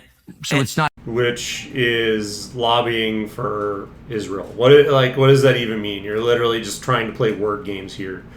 Like, of course, that's lobbying for Israel, because if Israel has a strong U.S.-Israeli relationship, well, then that's better for them. So, like, get out of here, man. That has nothing to do with the foreign government. It wants America and Israel to be closely allied. Okay, but it's lobbying on behalf of the interests of another country. So that's not true at all. And if it's not true. No. How much contact do you think AIPAC leaders have with the government of Israel? No idea. I imagine some. I think the government of Israel is often frustrated with AIPAC because AIPAC's not nearly strong enough. Do you think there's any coordination between the government of Israel and AIPAC? Do they talk? Sure. If you're lobbying for more U.S.-Mexico trade, would you talk to people in the U.S. and Mexico and the government? Sure. So I'm not mad about that. There are a million countries that lobby Washington. I like a lot of those countries, including Israel. But AIPAC are Americans. They're not Israelis. Hold on. There are tons of Americans who lobby on behalf of foreign governments. The funny next question would be, are those Americans of Israeli descent and or are Jewish? I think you and I could guess what the answer to that is. I know them. I'm related to some of them. I know how it works. I'm from here. So my question is not, is it outrageous that foreign governments lobby the United States? They all do, okay, including Israel. My only question is, why don't we admit that is what's happening? You're denying it, but it's true. Yeah, and why aren't they registered as a foreign lobby? Because they're not. They're not a foreign lobby. No, they're not. And this is that there's a fever swamp. Look, it's not a fever swamp. These are very reasonable questions, and you've accused me of being obsessed with Israel, which I'm not. I actually haven't. I've said isolationist. And being feverish about it, which I'm not at all. I find it's a very tender spot when you ask it, and I don't know why. So, Tucker, all right, let's go back. I was first elected to the Senate in 2012. I came in Obama's second term. And I actually saw AIPAC be badly wounded in a way they never came back from. And the second term is when Obama did the Iran nuclear deal. And the Iran nuclear deal, I think, was catastrophic. And AIPAC went all in lobbying against it. Yeah. And they failed. And I was the leading opponent of the Iran nuclear deal. Oh, I know. They definitely failed, yes. They failed. And what happened, the Obama White House told every Democrat, when I got here, there used to be real bipartisan support for Israel. That has largely disappeared. And it's the Obama nuclear deal that caused it, because the Obama White House... I disagree with this one. I think what has caused it is that people are getting fed up with Israel. And again, it goes back to my main point of people are just fed up with Israel in general and us being constantly involved over in the Middle East. And a large portion of it seems to be at the behest of Israel. And so, when we're constantly in these forever wars, and again, things are getting worse and worse and worse here in the United States, of course, like there's going to be a boiling point, and I think it's coming with this conflict where people are just going to want to completely upset the apple cart and throw out anyone who has anything to do with Israel. And it's very similar to how, you're creating more terrorists by bombing an area, and you're actually doing more harm than you are good. Well, guess what? You're being so flagrant in your support of Israel that you're going to make it worse for Israelis here in the U.S. when everyone finally gets completely fed up, because we don't want to be a part of any of these wars, and yet we're constantly being brought into them. And I think it's going to get to a point very quickly here where people are just completely sick and tired of this, made up BS where we have to go and, protect Israel and, for whatever justification they can come up with. And people are just going to get fed up with it, and in a way where it's going to backfire, and things in the U.S. are going to be worse for Israelis than they were previously. I mean, just look at the assassination attempt that occurred, and I think there were actually some people who were taken out in that movement, but the crazy person who went after staffers, I think it was, and this was just a couple of weeks ago. And if you don't think it's going to continue ratcheting up from there, you're completely out of your mind. Like, things are only going to get worse the more and more you are not allowing the will of the American people to be heard. And that's exactly what's going on with AIPAC and with Israel. The House told every Democrat, pick. You either stand with Israel or you're a Democrat and you stand with the Obama White House. And almost every single Democrat member of Congress said, I'm a Democrat first, to hell with Israel. And then I watched as AIPAC, every one of those Democrats got reelected, and AIPAC did nothing about it. And it dramatically reduced AIPAC's influence. I agree. I watched it happen. And by the way, I told AIPAC, I said, look, the analogy, if the NRA was supporting a bunch of politicians and cared about the Second Amendment, and you had politicians that vote to confiscate people's guns, and the NRA turned around and raised money for the people who voted to confiscate guns, you know what? No one would ever care what they said again. So you're making the case that AIPAC is not as powerful as people say it is, and I completely agree with you. I've watched that, and I'm not making the case that AIPAC is all powerful and they're running everything and putting fluoride in the water. I'm not making that case at all, because that's not true.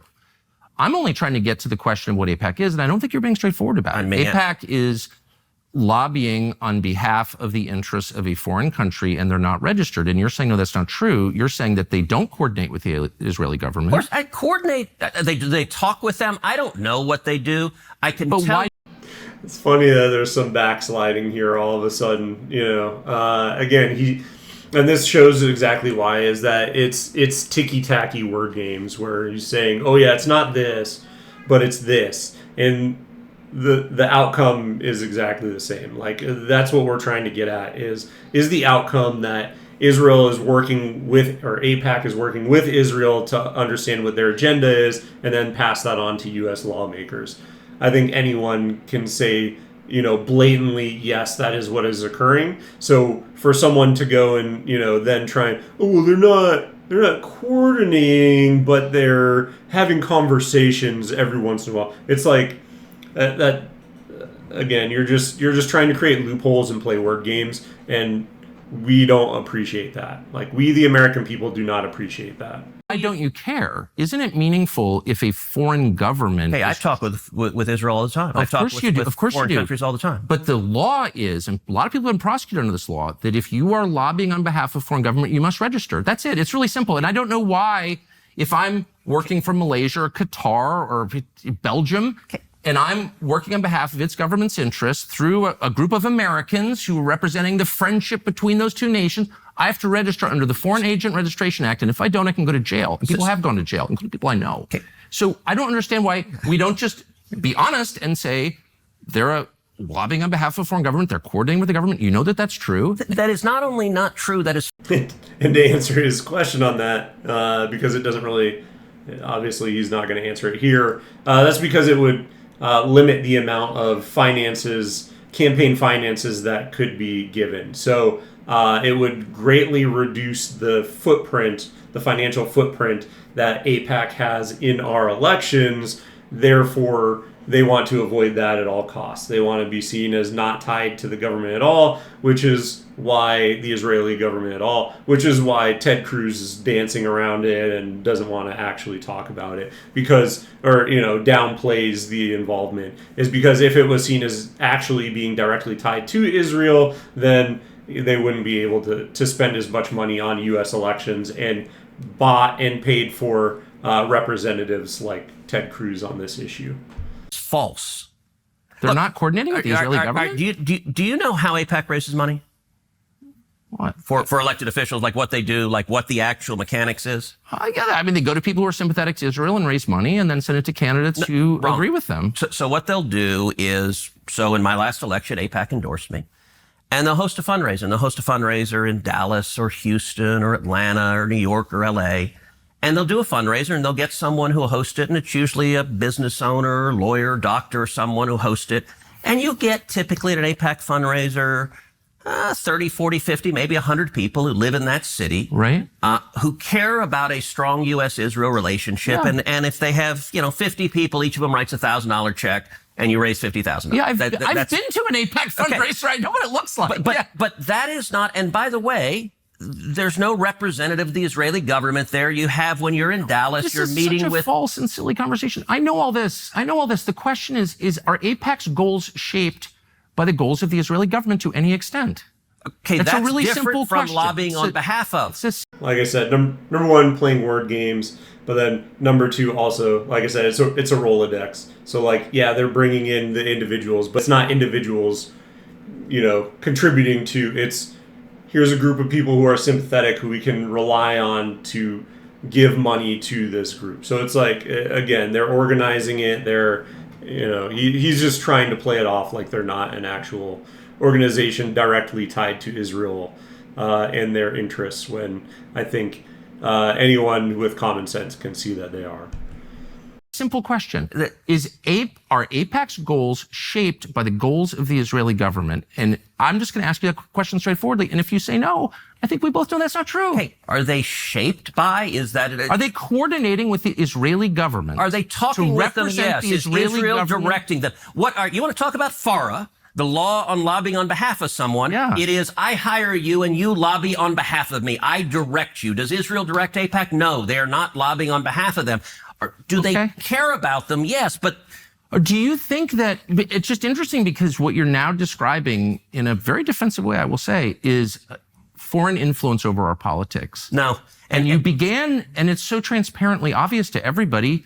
I don't know why you would be embarrassed of it. You've said that you are sincerely for Israel. I believe you. I don't think you have some weird agenda. You seem to be sincere. By the way, Tucker, it's a very weird thing. The obsession with Israel, when we're talking about foreign countries... It's hardly an obsession. You're not talking about Chinese. You're not talking about Japanese. You're not talking about the Brits. You're not talking about the French. The question, what about the Jews? What about the Jews? Oh, I'm an anti-Semite now. Senator, you're asking the questions, Tucker. Me. And I love how he pivots to, instead of saying Israel, he says the Jews. And yeah, I think we know where he's going with that line of questioning. You're asking, why are the Jews controlling our foreign policy? Senator, that's what you just asked. Hardly saying that. And I have That is exactly what you just said. Well, actually, I can speak for myself and tell you what I am saying. Good. On behalf not simply of myself, but on my many Jewish friends who would have the same questions, which is to what extent, it's interesting you're trying to derail my questions by calling me an anti-Semite, which you are. I did not. Of course you are. And rather than be honorable enough to say it right to my face, you are in a sleazy feline way implying it or just asking questions about the Jews. What is this? The entire video is about what's going on in Iran right now, and this is directly with that. All the places that he listed, Canada, EU, Mexico, all these places, they aren't getting us into a war with Iran. They aren't leading us into another conflict in the Middle East. So of course we're talking about Israel. What are you even talking about here? What? And again, his turn of phrase, and Tucker's attacking him perfectly on this because he knows, right? He's seen it happen numerous times. But instead of, they're talking Israel, Israel, Israel, Israel, Israel, and then as soon as he starts making accusations against him, he switches it to the Jews. And it's like, yeah, of course that's what you're doing. Like, it's very disingenuous to try and claim anything else. I'm not asking questions about the Jews. There's nothing to do with Jews or Judaism. It has to do with the foreign government. Isn't Israel controlling our foreign policy? That's not about the Jews? You said, I'm asking you. And by the way, you're the one that just called me, I think, a sleazy feline. So let's be clear. It's sleazy to imply that I'm an anti-Semite, which you just did. No, I just said, why is that the only question you're asking? You answer it. Give me another reason. If you're not an anti-Semite, give me another reason why the obsession is Israel. I am in no sense obsessed with Israel. We are on the brink of war with Iran. And so these are valid questions. But you're not asking about Iran or the If I can finish, you asked me why I'm obsessed with Israel. Yep. 3 minutes after telling me that when you first ran for Congress, you elucidated one of your main goals, which is to defend Israel. Yes. And I'm the one who's obsessed with Israel. I don't see a lawmaker's job as defending the interests of a foreign government, period. Okay. Any government, including the ones that my ancestors come from. So that's my position. That does not make me an anti-Semite. And shame on you for suggesting otherwise. And I mean that. And that's low, and you know.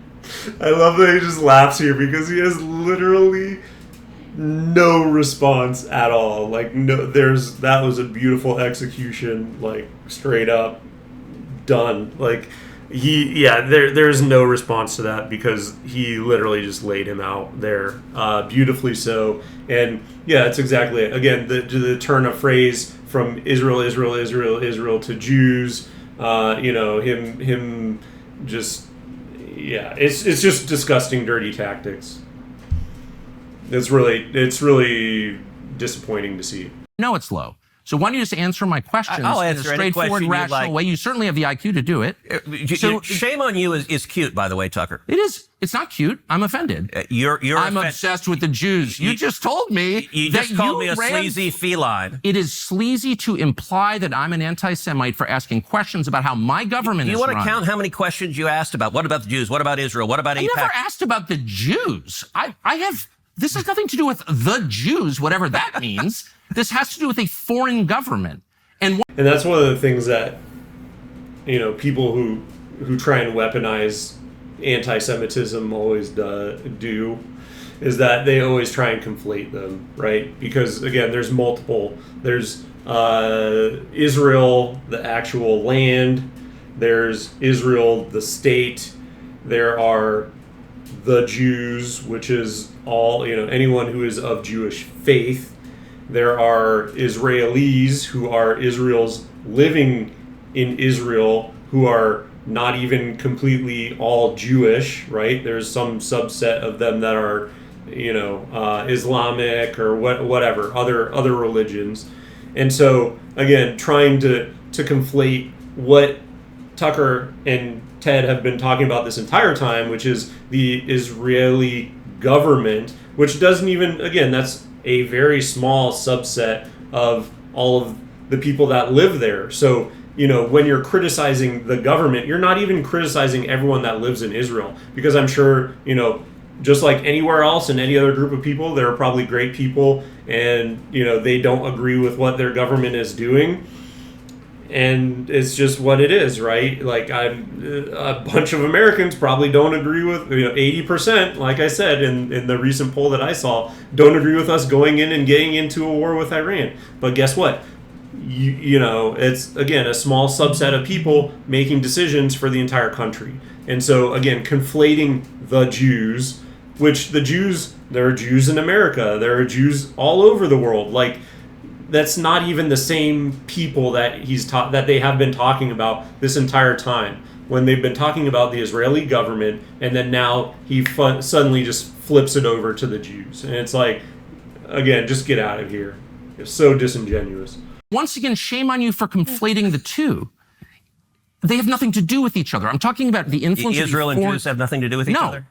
All Jews, or an attack on all Jews, which I am not, nor would I ever be undertaking now. I'm not attacking anybody. By the way, that's who Iran wants to kill, is all the Jews and all the Americans. And I'm totally opposed to that, okay? But now, because except you don't want to do anything about it, decisions need to be made. We can talk about those decisions. And I plan to. Good.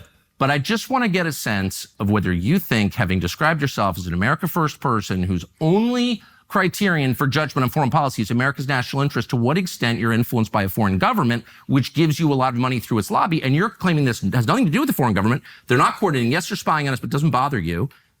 And I'm sort of wondering, like, what is this? This is one of the weirdest conversations I've ever had. I'll tell you what, and I'll answer any question you like, but let's try to... Are you going to call me an anti-Semite again or no? Let's try to ratchet down the temperature a little. You're the one who went to motive. I'm asking honest questions. I'm just asking questions. Yes, that's it. That is what I'm doing. Let's try to ratchet down the temperature a little bit. Okay. And did you ever see an Eddie Murphy movie called The Distinguished Gentleman? No.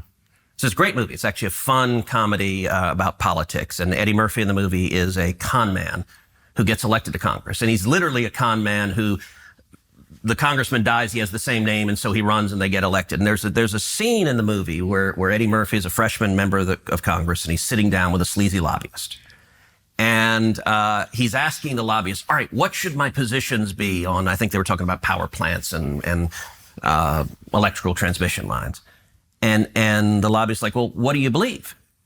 And Eddie Murphy, as the con man, said, I don't care. Whatever gets me the most money. I'll do whatever gets me the most money. And the lobbyist says, no. Pick a side. Doesn't matter what you pick. If you pick one side, we'll go shake down everyone who supports that side and they'll give you money. If you pick the other side, that's fine. We'll just go to the other side and shake down that.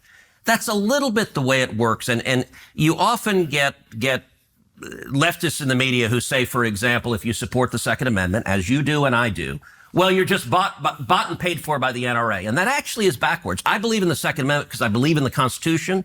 Now, am I proud that the NRA supports me? Sure, because people who care about the Second Amendment want to... Here's the fallacy with that argument, especially as it applies to this scenario, is that I think once one of those groups gets too large and too powerful, that they can administer undue levels of influence across the board. And I think this is one of those where, and actually, to be fair to Ted here, is I think that the overarching issue is the military.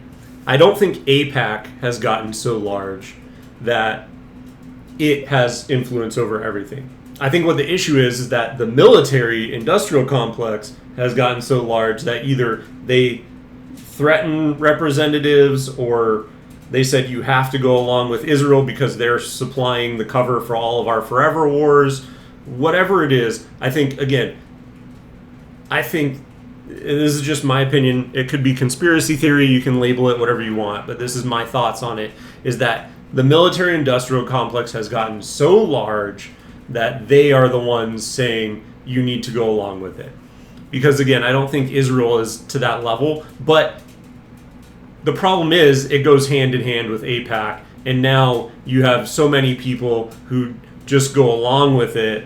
You know, again, how many people voted against aid to Ukraine? How many people voted against aid to Israel? Like, again, these things just pass almost unanimously all of the time. And then finally, when a constituency gets so pissed off, that's when finally they start to reel it back in, and you'll see a few people dissent. But they know that it's still going to continue because the vast majority are stuck going along with these ideas, either out of fear, greed, whatever it is. There's some reason that I don't know that all of these, all of these Congress people are going along with basically having wars in the Middle East forever. And I don't understand it. And, I understand it, right? Because I'm laying out what my thoughts are on it. Not confirmed, but that's what makes the most sense to me. I support leaders who fight for it, but it gets it backward. Look, AIPAC, when I ran for the Senate, AIPAC didn't support me. I supported Israel before they supported me. I'm happy to have their support because they share my objective. No, but you're missing it. I'm not suggesting that you're bought and paid for. I'm not saying that. I want to go back and take sincere. I want to go back and take the transcript because you just said a minute ago, I'm slightly paraphrasing, but are you lobbying for a foreign government because they pay you a lot of money? That's basically what you said. So you are suggesting that. Let me just be clear about what I think. Your views seem totally sincere. Yes. You take money from people who agree with you. Yeah. I believe that. I even take money from people who disagree with me. I'm only trying to get to the question of to what extent is the U.S. government influenced by other governments? And it's a lot. Of course. It's hardly just Israel. It's hardly just Israel. I don't think Israel's the main one. There are lots of governments. China is a massive influence on this city. And it's a huge problem. As you know, I couldn't agree more. And there are lots of other. The UK, which is a truly sinister place, in my opinion, as a ethnic Brit, I can say. I think it's... And on the China front, just to, again, hand in hand with kind of what I'm saying on the last one, I think a lot of people are bought and paid for by China because of business interests, where we've shipped all of our manufacturing over to China to create more profits, and then those companies, you know, the CEOs of all those companies, they are interested in keeping the manufacturing there to keep, you know, low wages. Basically, as I covered in my video, you know, recently, it's basically slave wages that we've just globalized because of globalization, have justified it, and so we've exported those elsewhere. So again, there's these interests, and now those people are the ones who are influencing Congress to continue allowing it, you know, giving favors to China to keep cheap labor there, and so that they continue to have as many profits as possible and have cheap, you know, China crap to be sold here in the U.S. And that, you know, again, it's the same thing where there's an overarching interest that, okay, China is the direct beneficiary from it, and they're benefiting that overarching group, but the overarching group is the one that is directly lobbying for those interests in the United States. That's my view. Maybe you disagree. I think they're on the wrong path. I love Whatever, the Brits, without even getting, but their government without has even gone getting off the into rails. that. I'm just saying I don't think Israel's the only one, but it's the only one where you're instantly called an anti-Semite for asking questions, and it's also the only government that no one will ever criticize. And People I find criticize Israel every minute of every day. Like the only government that people will not criticize, Rashida Tlaib just tweeted out calling Benjamin Netanyahu a war criminal. Rashida Tlaib? No, you said no one will criticize. No, I'm talking about Republicans that I would vote for, including you. And I'm saying, you know, whatever. I don't even like talking about Israel. What I care about, I never. And again, there's actually laws where you're not allowed to boycott. You're not allowed to boycott Israel. You're not allowed to, if you're a teacher in the United States, you're not allowed to speak out against Israel. Like, no, there are actual hindrances on free speech or expression that are put on the U.S. in regards to Israel. So, again, why he's saying this, I have no clue. Maybe he's just not aware of them, but there are actual laws in place where you are not allowed to, you know, any sort of antagonizing feelings or expressions towards Israel. Do, because it's not worth being called anti-Semites from AIPAC recipients. But now we are on the verge of joining a war, and I just want to be clear about why we're doing this. All right, so, and let's get into Iran momentarily, but you suggested it was a strange thing that I said a minute ago, that when I came into the Senate, I resolved that I was going to be the leading defender of Israel. And what you didn't ask is why, so let me tell you why. No, you said I was obsessed with Israel, and you had just told me that, like, your driving motive to get to the Senate was to defend Israel. I'm like, I don't think I'm the one who's obsessed with Israel. Okay, I don't even think about Israel. Tucker, words matter. Uh-huh. And you know that. I said I resolved to be the leading defender of Israel, and you said your driving motive, the reason you're in the Senate. You want to be the leading defender of Israel. I would think if I ran for Senate, I'd be like, there are people dying of drug ODs on the street. My driving motive is to fight for Texas and America, and to fight for jobs, and to fight for the Constitution. And you played a very... And those are all in direct conflict with wanting to support Israel and shipping billions of dollars, billions and billions and hundreds of billions of dollars over there. So, like, no, it's not. Like, that's not actually what you're the most interested in, and the thing that is the most important to you. Very careful word game of eliding. You're the one who said it, not me. So you still haven't asked why, but I'm going to tell you why. Okay. And the reason is twofold. Number one, as a Christian, growing up in Sunday school, I was taught from the Bible Those who bless Israel will be blessed, and those who curse Israel will be cursed. And from my perspective, I want to be on the blessing side of things. Of those who bless the government of Israel? Those who bless Israel is what it says. It doesn't say the government of, it says the nation of Israel. So that's in the Bible. As a Christian, I believe that. Where is that? I can find it to you. I don't have the scripture off the tip of my... You pull out the phone and use the Google. It's in Genesis. But so you're quoting a Bible phrase. You don't have context for it and you don't know where in the Bible it is, but that's like your theology? I'm confused. What does that even mean? Here's something that I've thought as well, is that there's so many of these elected officials that I think literally just pretend like they are Christian just to get elected, because that's what they think they need to be elected to an congressperson position. And I don't, it's kind of funny that Tucker is exposing him here, but this is what makes me think it is, where, a news person or journalist can, quote it exactly. And I believe he 100% is Christian and believes in his faith, just because of some of the other things that he's talked about and the way that he frames them. Interestingly, just watch him talk to, I think when he was on Joe Rogan, he was talking about aliens, and he thinks that they're angels and or demons.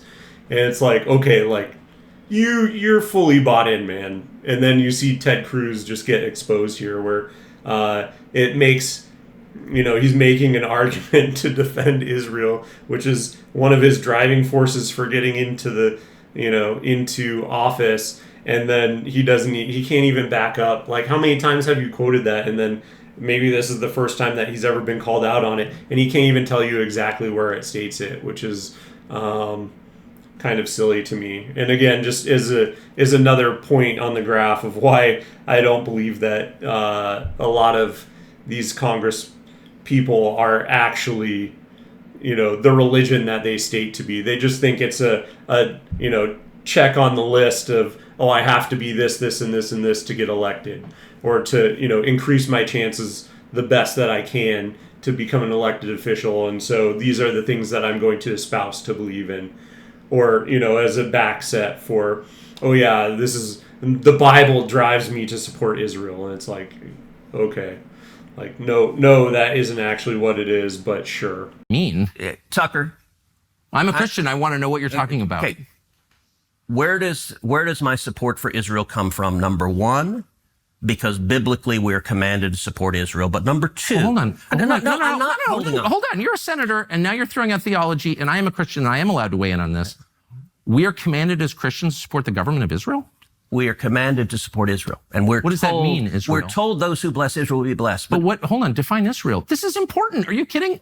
This is a majority Christian country. Define Israel? Do you not know what Israel is? That would be the country you've asked like 49 questions about. So that's what Genesis, that's what God is talking about. The nation of Israel, yes. And so is that the current borders, the current leadership? He's talking about the political entity called Israel? He's talking about the nation of Israel. Yeah, nations exist, and he's just... What? No. And this is hilarious, because I'm pretty sure the nation of Israel was not around at that time. I think if they were the blessed people, I think, during these ages there were a bunch of different wars of conquest going on, and, the borders are constantly shifting, and, he might be talking about a few groups of people within there, or some subset of people. But to say that in the Bible they were referencing the state and government of Israel as it is currently structured is hilarious. Like, that doesn't make any sense at all. So, like, trying to conflate, again, going back to the argument of the Jews, the Jews as a religion, the Jewish people who follow the Jewish religion, Israel, which has Jews in it but is not made up of entirely Jewish people or people who follow the Jewish religion, and then the Israeli government, which is a subset of that. Again, conflating these things and saying that they're all the same thing is insane and doesn't make any sense. And the fact that anything in the Bible would reference the current day Israel as we know it is just farcical. Discussing a nation. A nation was the people of Israel. Is the nation They're the God's descendants of referring Abraham. to in Genesis, is that the same as the country run by Benjamin Netanyahu right now? Yes. It is. Okay. And by the way, it's not run by Benjamin Netanyahu as a dictator. It's a democratic country that elected. He's the prime minister. Right. What? Again, this is the hilarious part where I point out and I say Ted Cruz is just arguing with ghosts at this point in time because he's had to defend this for so long, and it's such a hard position to defend because it is so unpopular at this point in time. It's been gaining unpopularity. It's been gaining steam towards becoming less and less popular because of, again, it's just an insane. When Americans look at it and they say, why are we involved in the Middle East so frequently and consistently, and 99% of it seems to be because of Israel, we're fed up with it. So, of course, he's lashing out way more than is necessary because of him having to defend these entirely insane positions. But just like, America is the country run by Donald Trump. No, actually, the American people elected Donald Trump. The same principle This is there. silly. I'm talking about the political entity of modern Israel. Yes, and that is You believe Israel. that's what God was talking about Yes. in Genesis. I do, but That country's existed since when? for thousands of years. Now, there was a time when it didn't exist, and then it was recreated just over 70 years ago. I'm saying, I think most people. Yeah, the current government and state has existed for 70 years. So it is definitely not what is being referenced in the Bible. So again, kind of hilarious. People understand that line in Genesis to refer to the Jewish people, God's chosen people. That's not what it says. Okay, Israel, but you don't even know where in the Bible it is. So I don't know if we can. I don't remember the scriptural citation. But, okay, I keep... It's like Genesis 16 or something like that. But yes, it's in the earlier part of the book. But the point is... All right, Tucker, you keep interrupting me before I finish my sentence. It's just important to know what you're talking about. I don't know what you're... So you're saying as a Christian, if I believe in Jesus, I have to support the modern state of Israel? No, I'm not saying that. I'm explaining for me what my motivation is. But okay, so I'm just trying to understand. You said God tells you to support the modern state of Israel in the Bible, in some place in the Bible that you heard about, but you don't know where it is. That's your theology? You're going back, am I a sleazy feline again? I mean, if you accuse me of anti-Semitism again, I will say that, but I don't think you will. Try to be a little less condescending. I'm trying to have a conversation. Condescending. You're throwing this stuff out, and it's my job to figure out what you're talking about, but I don't understand. But you're not letting me... Okay. I'm sorry. I want to be polite. That is, for me, a personal motivation. But I also, what I was about to say, I don't believe my personal faith, not everyone who I represent is a Christian. It's not an argument for me to give that we should do this because of my faith. And so as an elected official, I don't give that as the reason we should support Israel. That is a personal motivation for me, but I don't think it is the reason we should. The reason that I am the leading defender of Israel is because Israel is our strongest ally in the Middle East, an incredibly troubled part of the world, and supporting Israel benefits America. And the clearest illustration of that is what is happening right now. Again, failing to produce any sort of justification for how it benefits America. And so I'm left confused about what we're actually gaining from this relationship. And as he said, it's a very volatile place in the world. Why do we need to be sticking our nose where it doesn't belong? Probably because of forever wars, but that's just my guess. And I think that, again, it's so funny to me that, you literally just said it's very volatile. Why do we want to be there? What purpose do we have in being there, aside from oil? I think that's probably our primary concern there, but we have a lot of oil here and in other places, and we could take the same approach China does of building roads that are overly expensive, so then, with their Belt and Road Initiative, They go in, they basically say, here, we're going to build up your economy and, we'll help you out with roads and infrastructure. And, oh, by the way, you're going to give us a bunch of your resources. Okay, why don't we do that instead of going in and, blowing people up and then creating ill will in that portion of the country with, religious extremists that now hate America. That seems good for us. Yeah, that's a good on you. Let me just make this point, and then and then I'll just ask what you mean. That's it. Okay. Yeah. Look, Iran, I think the most acute national security threat facing America right now is the threat of a nuclear Iran. I think China is the biggest long-term threat, but acute and near-term is a nuclear Iran. Okay. And which is not true, because that's been the talking point for 40 plus years now. So it absolutely is not the fact that they're a nuclear threat, because they've been a nuclear threat for 40 years and they still don't have a nuclear bomb. So again, that argument is falling on deaf ears, in my opinion, or at least for me.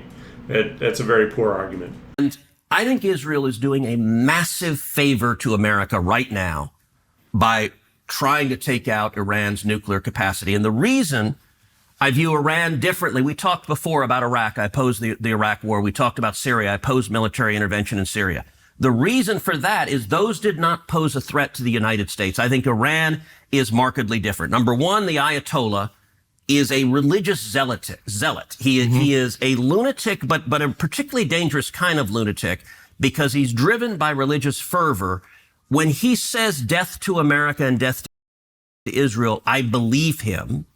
And I think Iran is trying to get a nuclear weapon. And again, that entire region are all religious extremists. That's why they all are trying to murder each other all the time.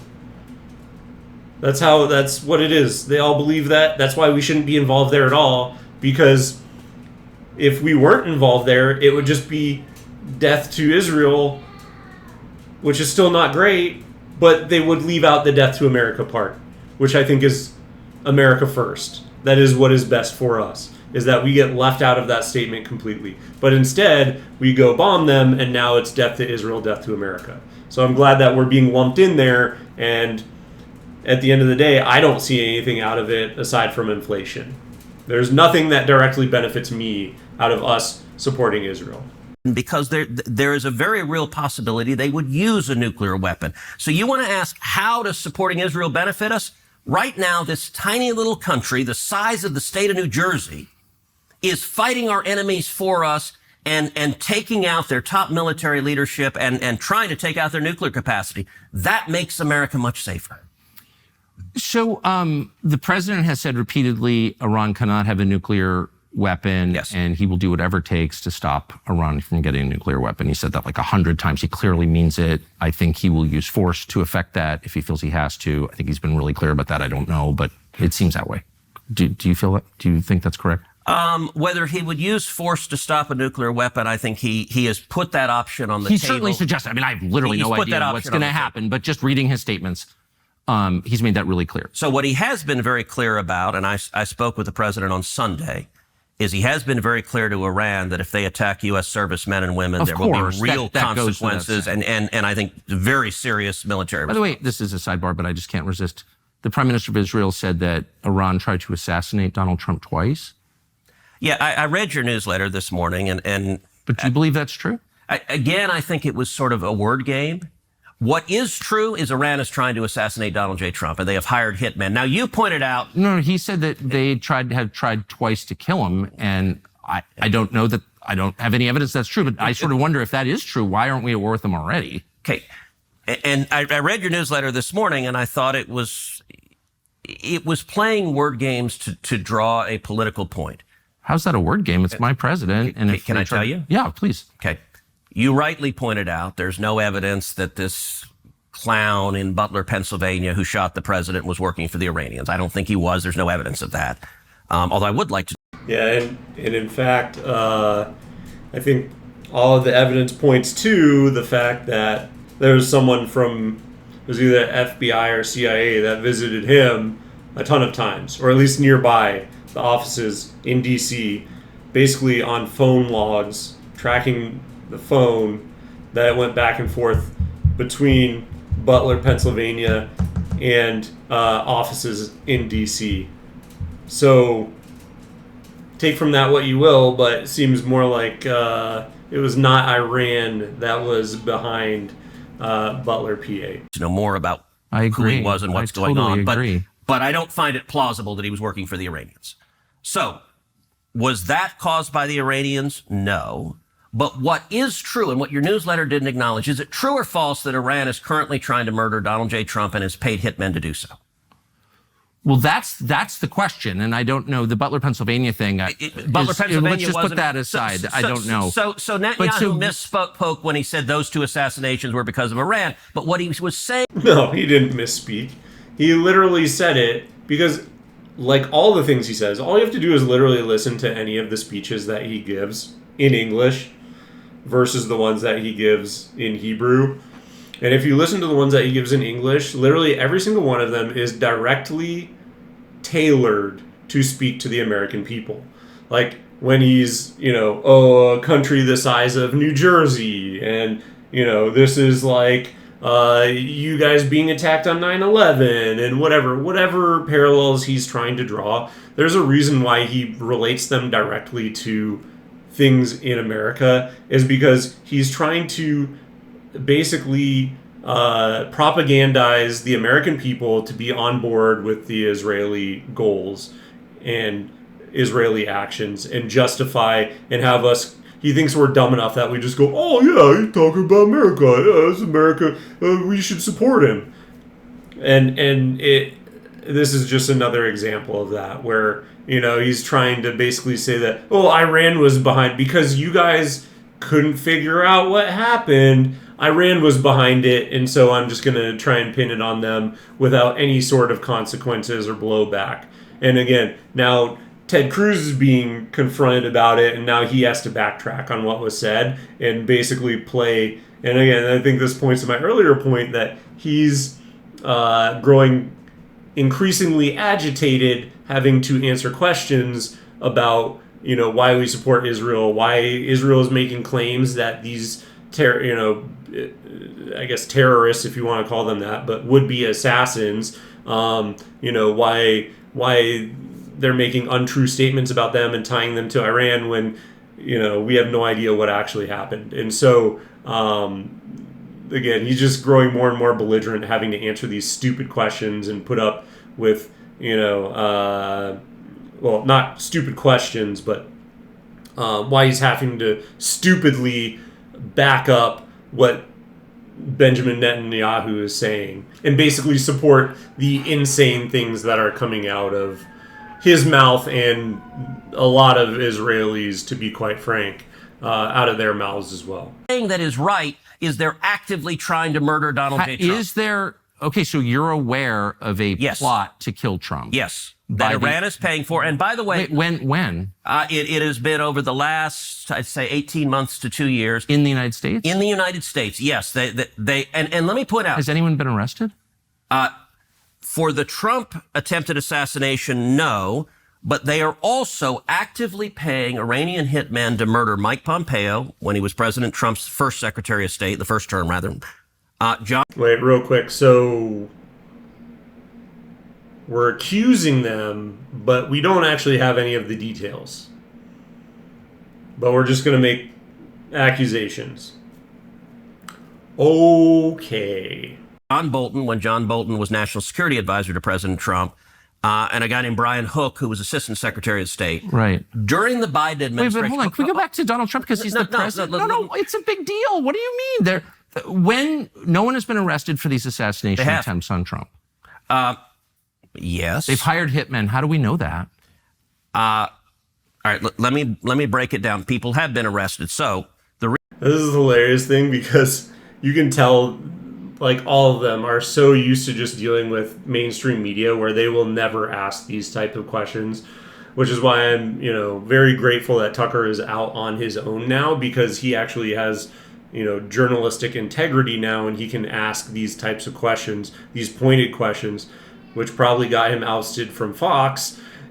he's allowed to finally, because he's on his own, ask these type of questions, and finally these people get blowback. And you can see by how flustered Ted Cruz is in this instance that he's used to going on and getting softballs from Fox News and not having second layer questions asked of like, okay, you make this statement that they're getting there's a hired hitmen going after Donald Trump, but you have no proof of it. Like, what proof do you actually have? And then he just is fumbling it right now. And he can point to ones that have actually been found out that are targeting, although they shouldn't be targeting U.S. citizens at all, but they're targeting, not Donald Trump, but he knows that by evoking his name and kind of playing they targeted him, so they're targeting Donald Trump as well. Well, then, more people will be on board and be outraged, and we have to go, take care of them. But, like, again, it's incredibly disingenuous what he's trying to do here. The reason I brought up Pompeo, Bolton, and Hook, who are under active assassination attempts because of their service in the first Trump administration, under the Biden administration. Well, they say that. I've never seen any evidence of it. Can I give you the evidence? Well, let's just stick with Trump. No, because these are interrelated. So let me make a bloody point. Under the Biden administration, the State Department was spending $2 million a month providing security for Pompeo, Bolton, and Hook.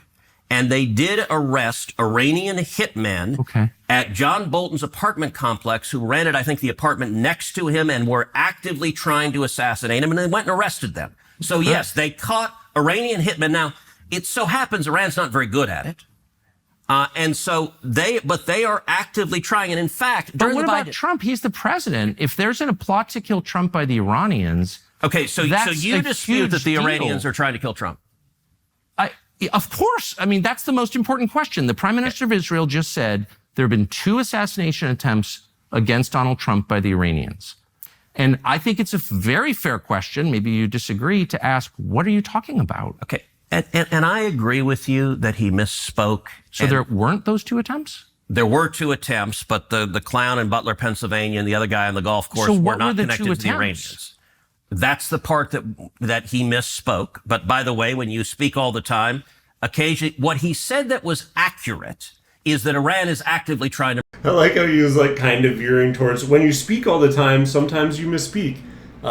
There's a little bit more gravity to some statements than others, and by who says them. So if the Prime Minister of Israel says that Trump was, possibly the assassins were from Iran, or coordinated, obviously, right? Because I don't think either of those would-be assassins had Iranian descent. But when you are making this statement as the Prime Minister, that carries a little bit more weight than if I said it.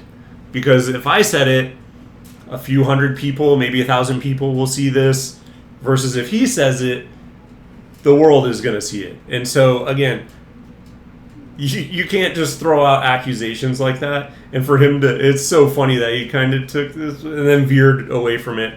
But yeah, you can't just write it off as a flippant remark. You have to view it in the greater context of all the other propaganda that has been tried to be pushed at us from Benjamin Netanyahu, and that this just goes hand in hand with that. And you can't be let off the hook for making flippant remarks that are obviously not true. And again, Ted Cruz is also shrinking back from actually naming. Again, he's just naming, okay, John Bolton had an assassin next door to him, his apartment, but we're going to now lay that out on everyone else and say that Trump is in danger too, but we're not actually going to provide any sort of real, understanding or real proof and evidence of that. We're just going to, again, it's just going to be a flippant remark where we're applying something that happened to one person to 4 people now. To murder Donald J. Trump and his paid hitman. That's fine. And he was conflating it with the 2 attempts. I understand. But I just want to pull that thread because it's so important. I voted for Donald Trump. I campaigned for Donald Trump. Yeah. He's our president. And we're on the cusp of a war. So if there's evidence that Iran paid hitmen to kill Donald Trump and is currently doing that, where's that? What are you even talking? I've never heard that before. Okay. Where's the evidence? Who are these people? Why haven't they been arrested? Why are we not at war with Iran? That's a great question to ask. How do you know that that's true? We know that it's true because we have been told that by the military and our intelligence community for the last 2 years. We meaning? This is a real hard one to get behind. Again, he's just being so vague. And he was like trying. You could see the gears in his head spinning, where he's like, "Oh, how can I say? I'll just say that the military has told us this." Like, that's such a broad. You can't even tell us what branch of the military. Like, come on, man. This is so bad. Who? Congress has, and the public. I mean, we had multiple testimonies. I can send you testimony. Do we know the names of the people or where this happened or what they tried to do to kill Trump? We have not apprehended an Iranian hitman trying to kill him. We know that Iran is trying to do so. In the United States? Yes. And by the way, like Iran... This just seems like a huge headline, and you're acting like everyone knows this. I didn't know that. Iran put out a whole video about murdering Trump. Right, but I've never heard evidence that there are hitmen in the United States. I mean, trying to kill Trump right now, we should have a nationwide... They also put out videos that were AI generated of them bombing Israel. So, I mean, I would kind of sum that up to be nothing more than fan fiction at a certain level. Like, it's something that they want to do and they aspire to do because they hate us because of our support of Israel. Once again, I'm not sure why we're supporting them if it's possibly causing us danger. But as an aside, again, just because they put out a video of it doesn't mean that there's an actual movement to do it or motion to do it, and that, again, people have not been apprehended, I think is kind of the point here. So to flippantly state that, yeah, they're actively in the act of assassinating Donald Trump is, again, he's just trying to evoke Donald Trump's name and give it as an example to outrage the MAGA base. And that's, again, it's disingenuous. I dragnet on this, and we should attack Iran immediately if that's true. Don't you think? No. If they're trying to assassinate our president? They have been for 2 years. Then why are we at war with them? Well, we are trying to Why don't we just nuke Tehran if they're trying to murder our president? There's nothing that you could do that would be worse for the United States than murdering Trump. And I just don't understand why you're not calling for the use of nuclear weapons against the Ayatollah right now. I'm serious. If you really believe they're trying to murder... The use of nuclear weapons... See, whatever that's part of the problem of... So what do you mean? You don't seem to take the allegations seriously. I do. If you believe they're trying to murder Trump, we need to stop what we're doing and punish them. Can I ask something? And I mean this sincerely. So... It's hilarious to me how uncomfortable he is because, yeah, of course. And I think Tucker is being hyperbolistic on this just to force him that he will not say that what we should do is nuke them because it's an untrue statement.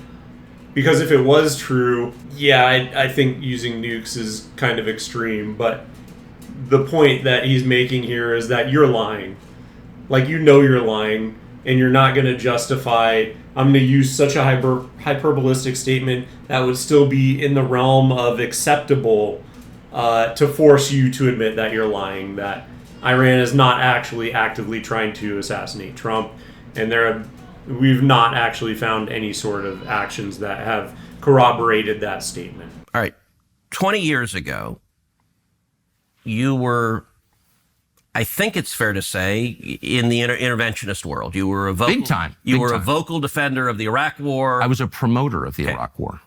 And you now, and look, I think you were mistaken. I think you were mistaken. That's okay. Look, people change and learn, and that's part of the journey of being human. Your views have moved, though. In my view, they've gone way too far the other end. And so I'm just totally confused. Why. I'm saying, hold on. Wait, this is one of the weirdest conversations I've ever had. I'm saying if it's true that Iran is trying to murder Trump, we need to move militarily against Iran immediately. That's not isolationism. That's that's a call to violence, which I am calling for. If we believe that Iran is trying to murder our president, we need to strike Iran. Okay, but isolationists say things like, well, then just nuke them, which is what you just said, which is kind of a weird... Because I'm upset, because I'm taking you seriously. take your own statements I seriously. take my statements very seriously. So I've asked you, where's the evidence this is true? And you've said, well, they're trying to assassinate Brian Hook or something, which I'm against, by the way. I'm against hurting any American, period, no matter. So you dispute that they're trying to murder I'm not disputing Hook, it at Pompeo, all. and Bolton? I'm not disputing I mean, it they at all. literally arrested the hitman with Bolton. I don't know why that's even relevant. I'm asking about the president of the United States. Wait, it's not relevant that Iran hired hitmen to murder cabinet members in Trump's administration? That doesn't go to... Again, conflating the two, trying to go, okay, because they caught someone with Bolton, then they're going after Trump for sure. Again, it's not. And again, he's trying to deflect from the actual question. And Tucker was being hyperbolistic to try and draw him into that, stepping away from that statement, or basically exposing that it was a farce all along. Incredible is it that they're willing to spend money to do that? Opposed to that. It's awful. I am against killing anybody, actually, and especially foreign government. Okay. I'm asking about your allegation and the Prime Minister of Israel's allegation that Iran is trying to murder the president. Killing terrorists is a good thing. Killing people who are trying to murder Americans is a good thing. Because if you're America first, you want to protect America. And so killing Osama bin Laden was a fantastic day for the world. But you don't really believe that they're trying to murder Trump, or you? Yes, I do. Yes, I do. Then why aren't you calling for military action? Which is really funny because he just stated earlier in this conversation that the regime that's currently in place that has replaced Osama bin Laden is actually worse. And so, I mean, I kind of get... I would argue that it was a good thing in the fact that Osama bin Laden was... He certainly took responsibility for being the one who orchestrated 9/11. So, as that is the most recent and only attack on American soil since World War II.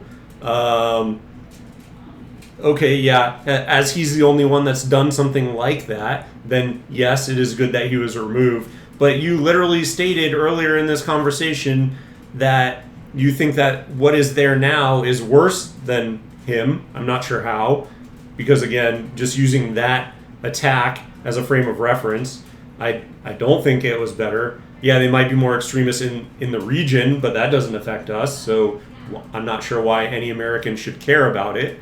But again, it's kind of... It's just a funny argument to me. Like, it doesn't really stand up against scrutiny, and it just kind of points to me that he doesn't really believe in what he's talking about here. Against Tehran right now, because they're not very effective in terms of hitmen. Their hitmen are not very effective. I do think so. They're hitmen, but not the bad kind, the efficient kind. No, and this argument is kind of insane to me because, like, the saying "a broken clock is right twice a day," same thing here. Like, so what if they're not effective? Like, they could get lucky and end up pulling off a successful assassination attempt. And so, like, just that point alone, you just, like, what are you talking about, man? Like, even if they're attempting it, even if they're awful at it, like, you should still correct that action and make sure that they don't do that. And set, to Tucker's point, set a precedent for the rest of the world that, like, this is not acceptable. Like, by allowing them to do that, that's not showing to what Ted believes in. That's not showing strength,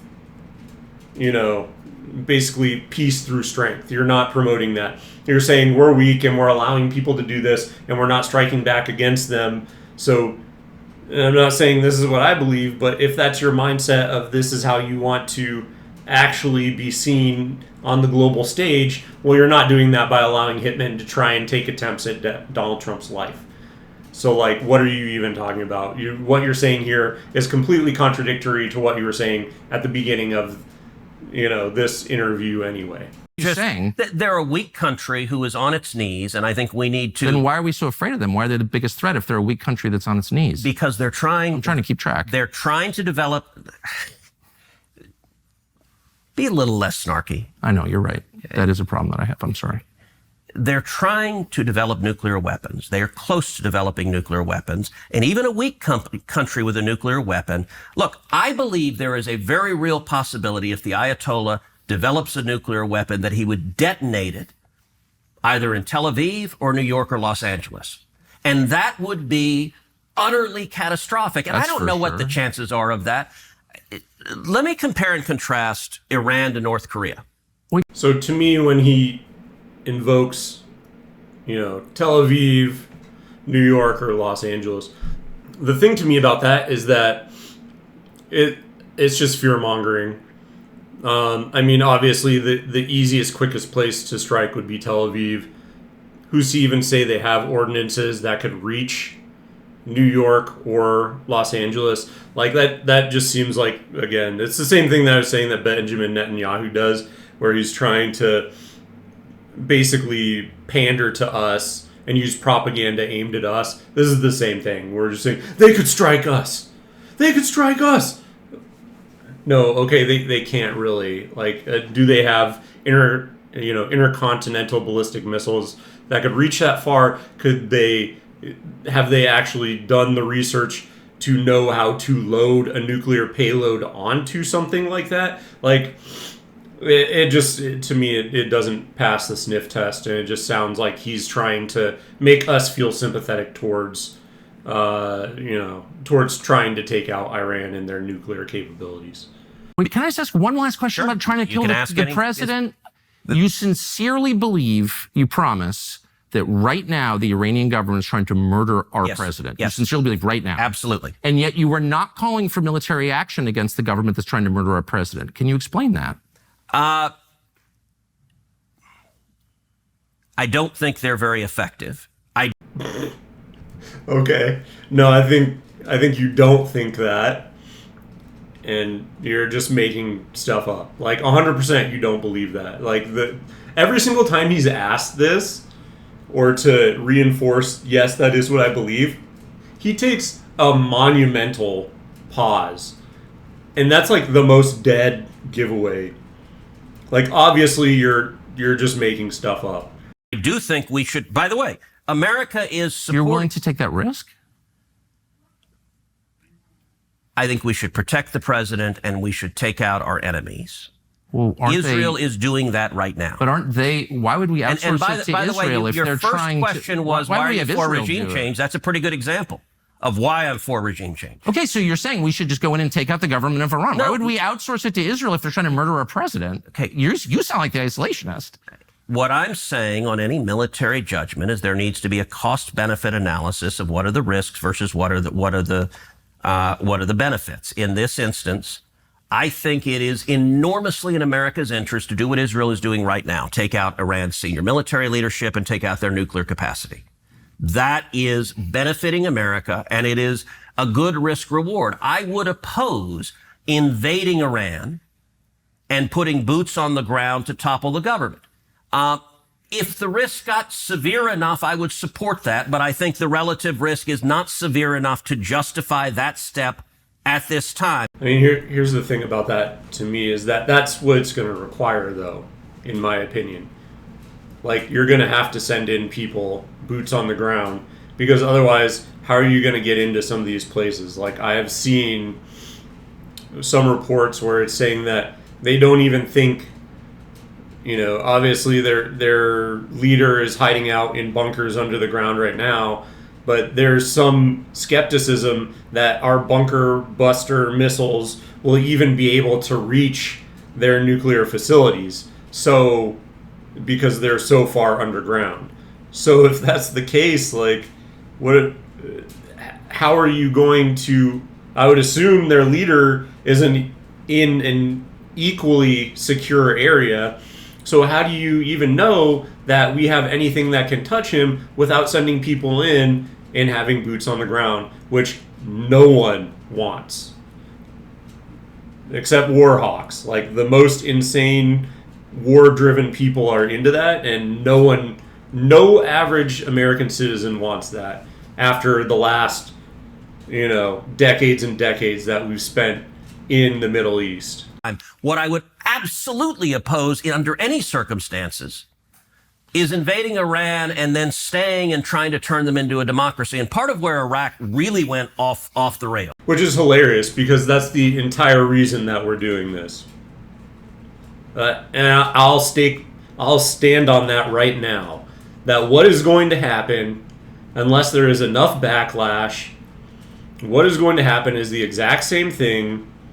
And by that I mean that we don't get into it at all. Even if there's a ton of backlash and we still go on to declare war on them, what will basically happen is that it'll be the exact same playbook. We're sending people there, we're keeping them there to make sure that, it'll be the transfer happens peacefully and the new government has stood up, and then it'll be to, secure security and freedom in the region and help with their rebuild, and then it'll be to ward off other warring factions and terrorists that spring up, and then it'll just be one thing after another, and it'll be another 10-year thing. You know it, I know it, everyone knows it. Ted is just full of BS. If you're saying that you would be against that, then you need to be against it now, because that's exactly what's going to happen. The military is not going to allow us to do anything else. They want a 10-year, we're good for 10 years to continue manufacturing weapons and distributing them and using them ourselves. That's what they want. Is not only did we topple someone who was fighting radical Islamic terrorists, who was a bad guy, but then we tried the vision of interventionists. It actually overlaps with the vision of a lot of Democrats. Let's go promote democracy in the world. I agree. And it is our military's job to kill the bad guys, to defend America. It's not their job to defend international norms. It's not their job. So I have zero desire for the U.S. military to turn Iran into Switzerland. Look, would it be nice if they suddenly became Switzerland? Sure. If I could wave a magic wand, great. But I'm not going to send your kids or my kids to be in front of guns to go make that happen. Well, bless you. But you are going to send your kids and my kids to, well, probably not his kids, right? They don't have to go, which makes that decision so much easier. But yeah, but you are going to send other people's kids to go there to make sure that Israel is safe. Okay, I'm not really seeing a distinction here. I don't feel any better about that decision, and I don't think it's the right one for us as the American people. It just, again, by helping out Israel, we are radicalizing other groups against America, and it needs to stop. We need to get out of the Middle East forever, period, full stop, end of sentence, done.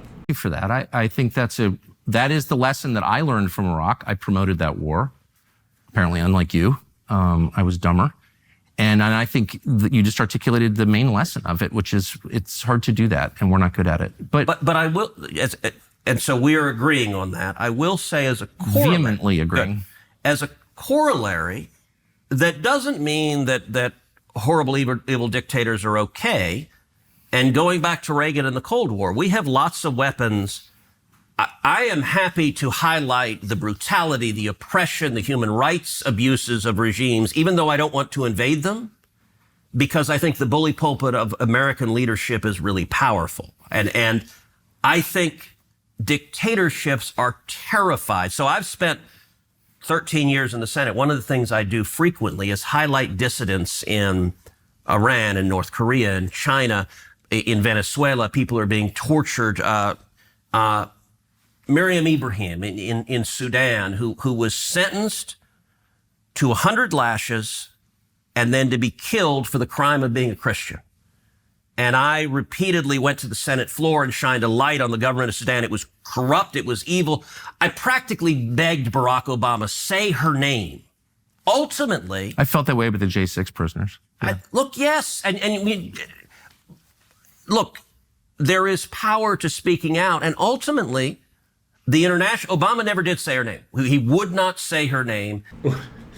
Which is like, this is such a low bar. And you're not willing to stand up for a Christian. I mean, he's trying to advocate. He's saying he was advocating for her. But look at the force that he's advocating, that there's this person who's being tortured, and all these horrible things are happening, and I just want the president to say her name, versus Israel is lashing out because for the last 40 years they've been fear-mongering that Iran's going to have a bomb, and but I want full military intervention there. I mean, I guess that's not what his initial. He wants to overthrow the government without using the military somehow. So again, it just there's a discrepancy in what he's saying here, and it just seems silly to me. Ultimately, there was enough international condemnation. The government of Sudan let her go, and so she was not executed. And I met her. So she had a 2-year-old son, Martin, and she gave birth to a little girl named Maya.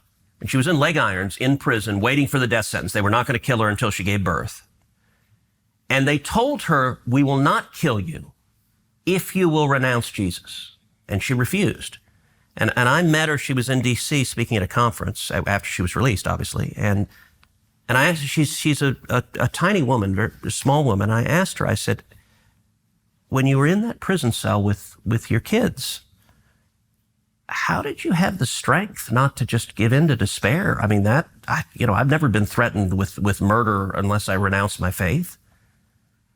And she just said to me with a real peacefulness, she said, Jesus was with me. And thankfully, you and I have not faced that circumstance. But I do think there is a responsibility. There's still time. There is, and I hope we don't.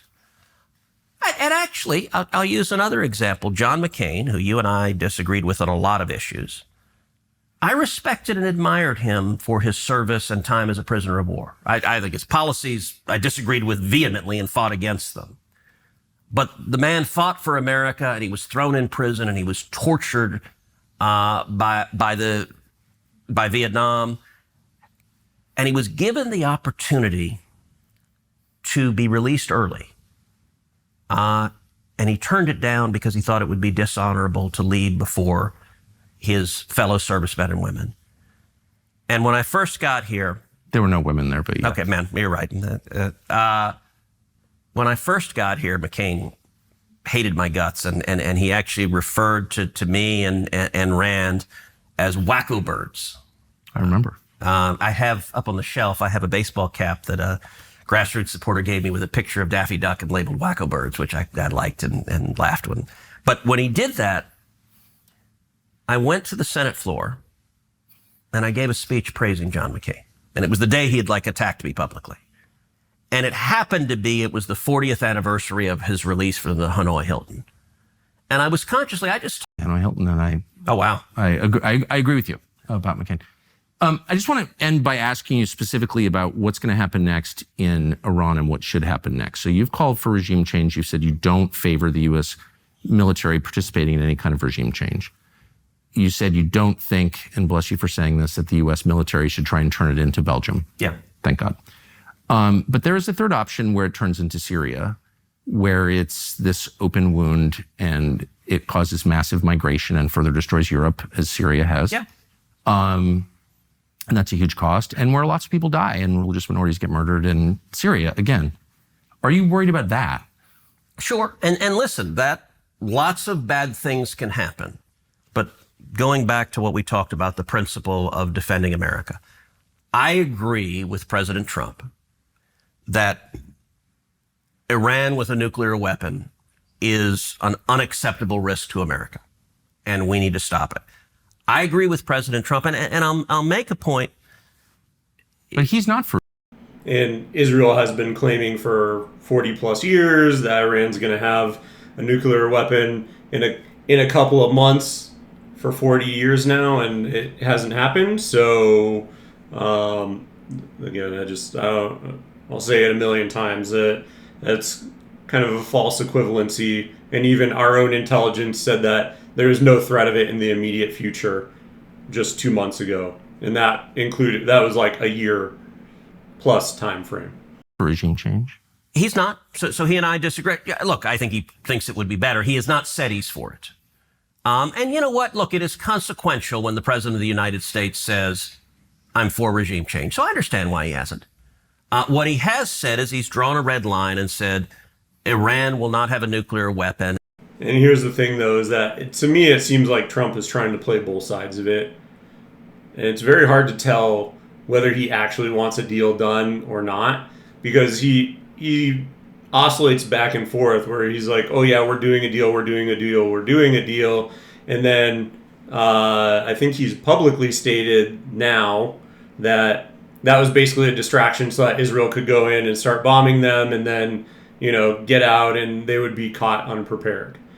And so, it's like, is he actually doing that, or is he then, there's the school of, okay, he was just trying to distract them and they're going to actually try and take them out, or polar opposite, I guess if you want to call it that, of he sent them in to soften them up because there was some hemming and hawing on terms for a deal, and now he's hoping that they'll come to the table and be more willing to actually go through with that initial deal that we were, the United States, trying to propose. So it's like, which one is it? And he never really wants to call it out because, in my view, either he's worried about becoming incredibly unpopular with the general population, which would be on the bombing, he was distracting them so that they could get a clean bombing off, or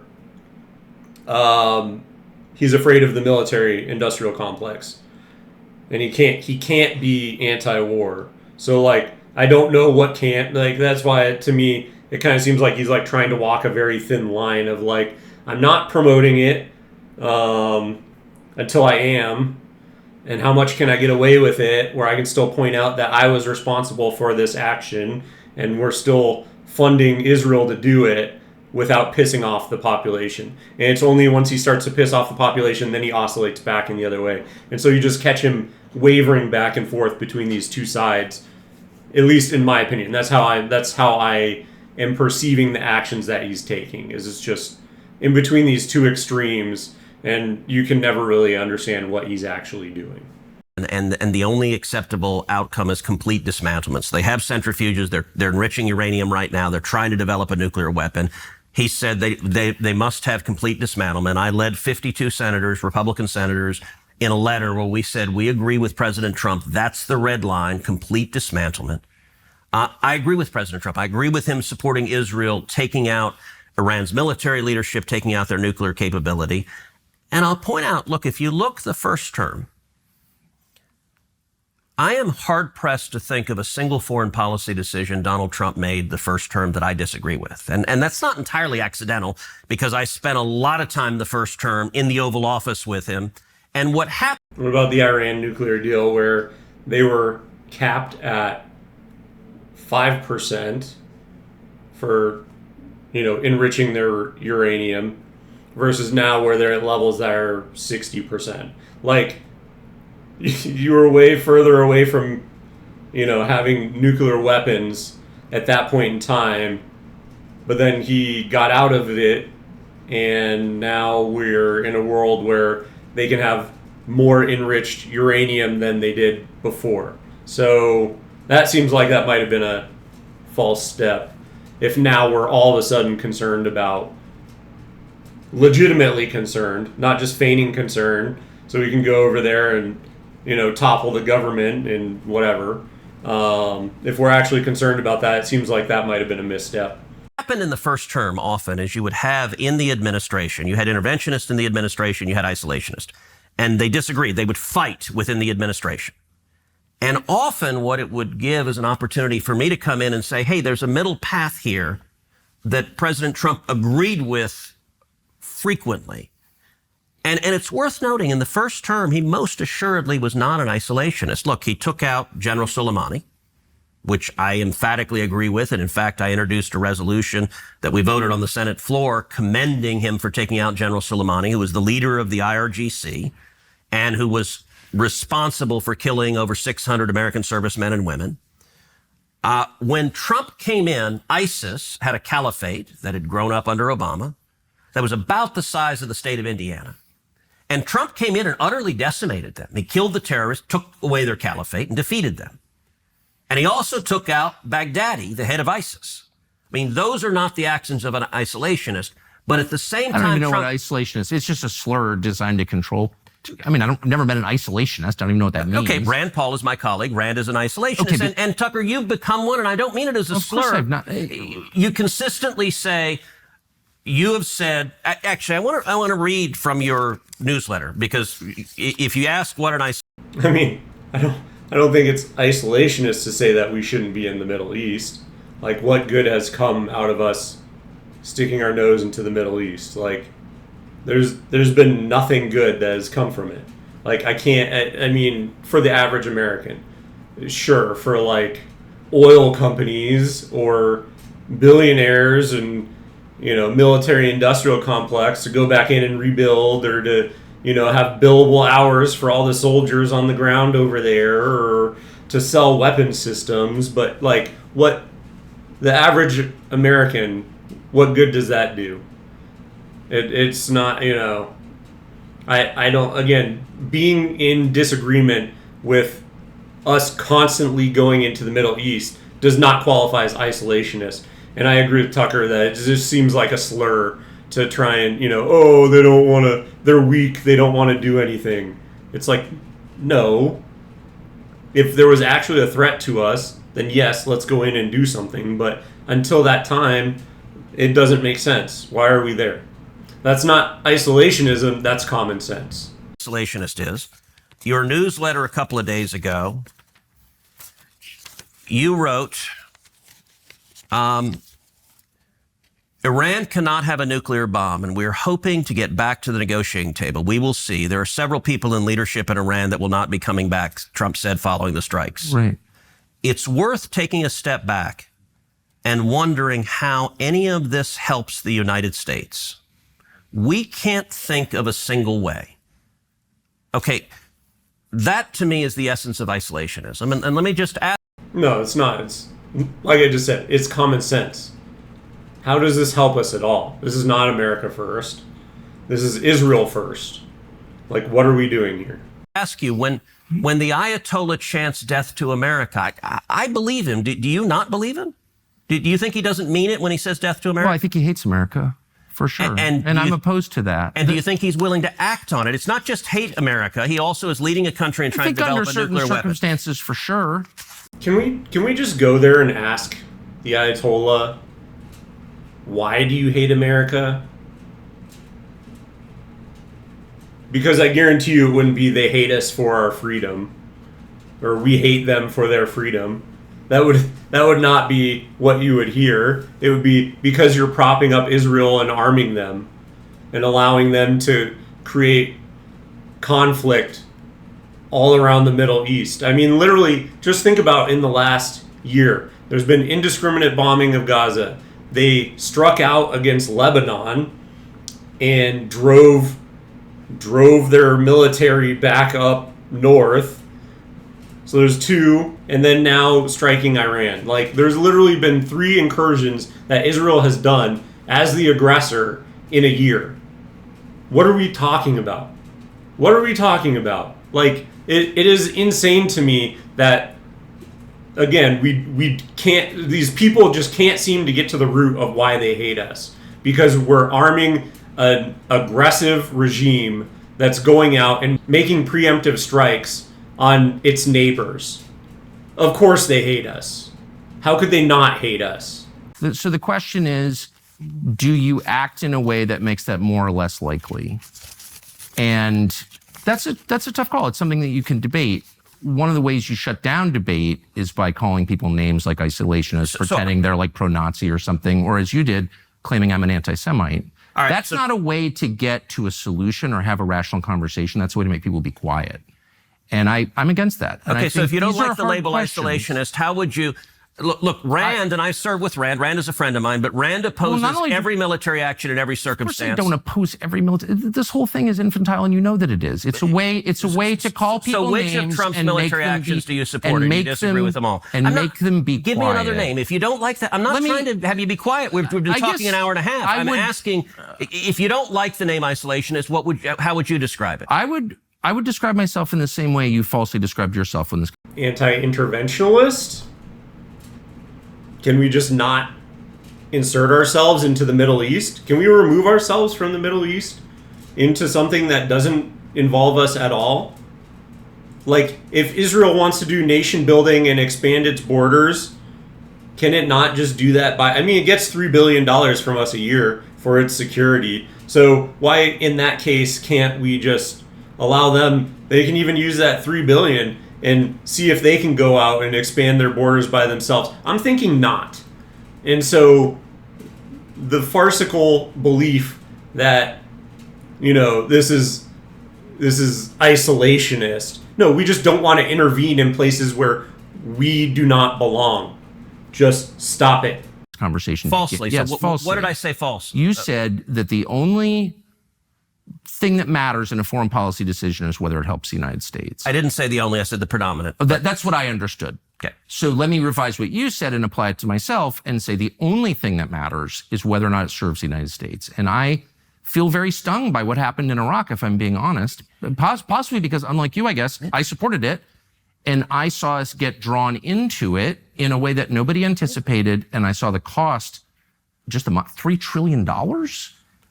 And the cost on so many levels to the United States was just so profound. And it was I clearly felt a like, mistake. Gosh, it reminds me of Kaiser Wilhelm in 1914 saying, my men will be back by the time the leaves turn.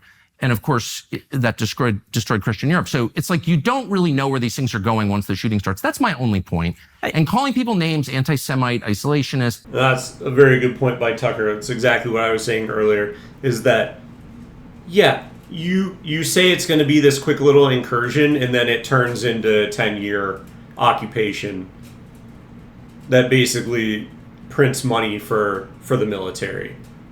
So what, again, they get no bid contracts, they go in, they rebuild, they, a bunch of overpriced multi-million-dollar roads, it's just insane. Like there's no quick incursion. It always turns into something bigger. And you can count on, again, I'll stand on it, that's the same exact thing that's going to happen here if we go full into it. To get them to stop talking is not the way to serve your country. That's all I'm saying. So I'm trying to have a real and serious conversation. Right. And look, a lot of this has been contentious. I wish it had not, because as we started out by saying, you and I agree vehemently on 80% of the issues. This discussion is focused on the 20% where we don't. I will say, look, on Iraq, you look at the 2016 presidential campaign where you had 17 Republicans running. If you set Rand aside, and his views are on one side, there were only two candidates on that stage that opposed the Iraq war. Me and Donald Trump were the only two. Everyone else thought the Iraq war was a great thing. I think it was a disaster. So you and I agree on that as well. In my view, I think your foreign policy has gone too far. So, let me ask you, is there a military action Trump has undertaken that you agree with? Because I've not heard anything. A military. I think that's just learning. Like Tucker has readily admitted that he was wrong in going along with and being pro-Iraq. And so, yeah, if you feel like you got burned on believing in that, of course you're going to swing the other way. And you're going to say, and I would say he's actually the best position to say, I was fully on board with it here. I was completely wrong. And here are the parallels that are happening in Iran right now that I see being the exact same as Iraq. And I don't want to go down that path again, that same path again. And so for him to, I don't know how you can argue with Tucker on this and use that, because he's basically using that as kind of like a slander against him, where it's like, well, you were here and now you've completely flipped. Yeah, because I was wrong. And I realized I was wrong. And here's all the reasons why I was wrong. And again, for him to say that shows that he has more, spine and backbone, in that he's willing to say, stand up against it this time. And I think that, says more about him and, just kind of shows you that I think he's right on this instance, obviously. I've laid out my opinion and it's been pretty glaringly obvious, but this is just another point on that where, yeah, of course, because he was wrong before. So, like, do you think if he's seeing the exact same thing happen again, should we not listen to him about it? Terry, look, I would say it's really simple. I believe in self-defense. That's why I keep firearms at home. I think it's morally justified. to defend yourself, your family, your property, your nation. And so to the extent that you can deter a threat through violence, violence always being the least appealing choice, violence always being, if I can finish, always being a tragedy, I think you can justify the use of violence in self-defense. That is my personal view, and that applies to me and to the country that I live in. Those are my views. That's not an isolationist view. It's not an anti-Israel view. It's not an anti-Semitic view, with apologies. It is, I think, a pretty common sense view. But my problem is that lawmakers in Washington are light on detail with these things, and they speak, as you do, entirely in moral terms. These people are bad. These people are... I'm not speaking entirely in moral terms. I'm not getting... He 100% is speaking in entirely moral terms, because every single time Tucker has asked him for any sort of proof or to expound upon something or, you know, to give additional details, he can't come up with any. He's just like, oh yeah, this is what I'm told. And I'm sorry, but if you're just operating off of what has been told to you, you're probably wrong. Like you don't actually have the correct details, and I think that has been proven multiple times throughout this interview. And I cannot get on board with him saying that he has any sort of information. I think Tucker's right. These are the bad guys. Like, how many times have I said, tell us what Israel has actually, what the benefits are of us working with Israel? And he literally lists nothing except for a biblical verse, which he doesn't even really understand or knew the Genesis, where it came from. So, yeah, get out of here, man. I'm interested in killing bad guys. I'm interested in killing people who are trying to kill us. If we had... That's different. I'm not engaged in morality. Are you now? Because you told me that the government of Iran is presently trying to assassinate Donald Trump. And then you that said... is undisputed. There's literally nobody who disputes that fact. Then why don't you support military action right now against Iran? We are engaged in military action right now. Why don't you support offensive military action? We're bombing the crap out of them. Israel is, and we're supporting them. Israel is. Okay. So why shouldn't the U.S. military defend its own president? That is so telling. Like, we are. Yeah, we are.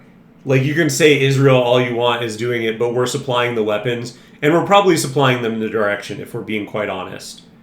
Like, again, it just, to me, it just seems quite farcical that anyone would think that we are not actually directing Israel to do things. Like, yes, they have their own agendas, and yes, they, are acting in a certain way, but at the end of the day, you could literally pull back and say, we're not giving you any more ordinances, and the war would stop tomorrow because Israel could not fund this basically bombing campaign against Iran. They would be out after just bombing Gaza, bombing Lebanon, and now moving to this. They wouldn't have the ability to carry this out any further. So the fact that, he's saying we are carrying out military, we are carrying out military action because everyone knows that that's what's actually happening. It's a joke to pretend otherwise. I don't understand that. Look, and it goes back to... Because you don't really believe it's true, that's why. Everyone... Okay, nobody disputes it, Tucker. Did you also... Did we land on the moon? What other conspiracies do you not believe? Was 9/11 an inside job? I mean, like, what? So what I've asked you the names of these people. I've asked I don't know the names of the Iranian hitmen. I know it because the U.S. military and the intelligence agencies have testified before Congress repeatedly. And what did they say? That Iran is trying to murder Donald Trump and has hired hitmen. Do I know the name of the hitmen? No, I'm sorry. And I don't think we do either, because we would apprehend them if we knew their names. Then why don't you take it seriously enough to support killing the Ayatollah in response to protect our president? But you don't. This doesn't even make any sense. And you're calling me an isolationist. If I believed that was true, I would support military action against the government of Iran. Okay, that's interesting because there is literally... You can't kill our president. All right, out of 535 members of Congress, I am not aware of one who disputes that Iran is trying to murder Donald J. Trump. That's not even the looniest Democrat doesn't dispute. Because This is the first I'm hearing about it is through this interview. So of course no one's disputing it because no one's heard of it. Like, I listen to a lot of different podcasts and news shows, and this is not. I have not heard a single word about assassinations aside from the two during the course of the election and leading up to it. So again, just because you haven't heard anything of it, that's because, or he hasn't heard people disputing it, that's because it hasn't even been brought up. It hasn't even been headline news. I haven't heard one news article, mainstream or otherwise, about it. And it would be the front page, of course, because then that would be a pretense to get us into war with Iran. So yeah, I'm very skeptical of this claim. So I don't. You're saying if you believed what is, I think, a fact that they are trying to. You think it's a fact? Yes. What is the fact exactly? That they've hired hitmen.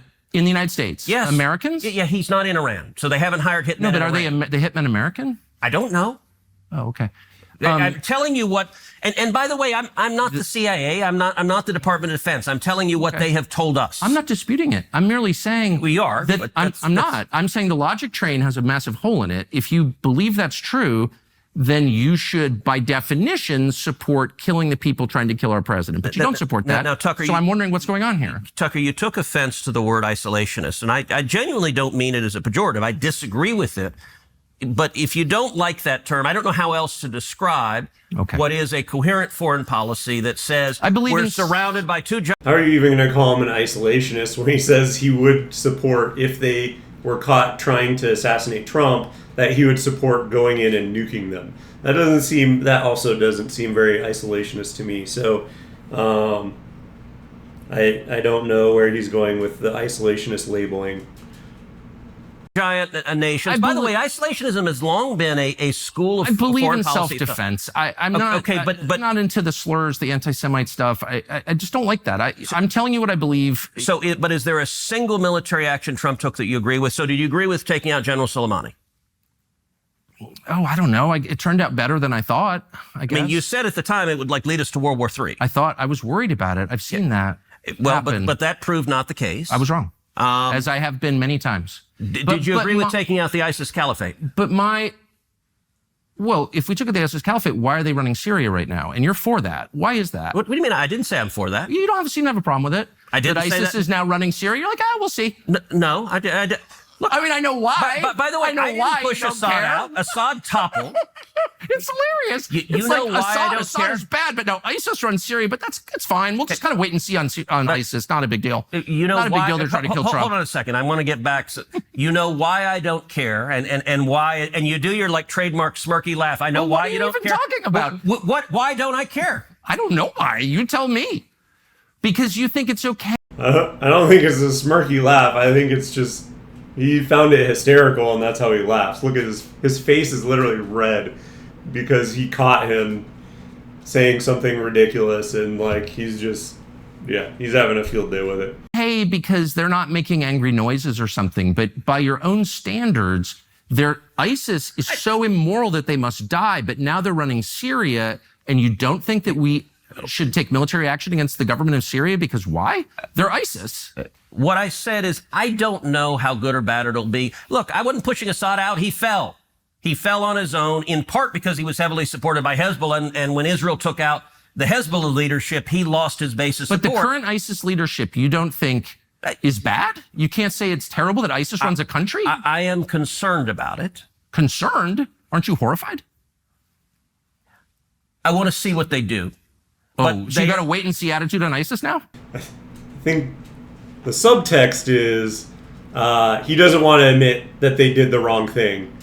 And by doing A, it led to B, and now one of our worst enemies is leading Syria, and oh, by the way, they also might be backed by Russia, so they don't want to give Russia a win.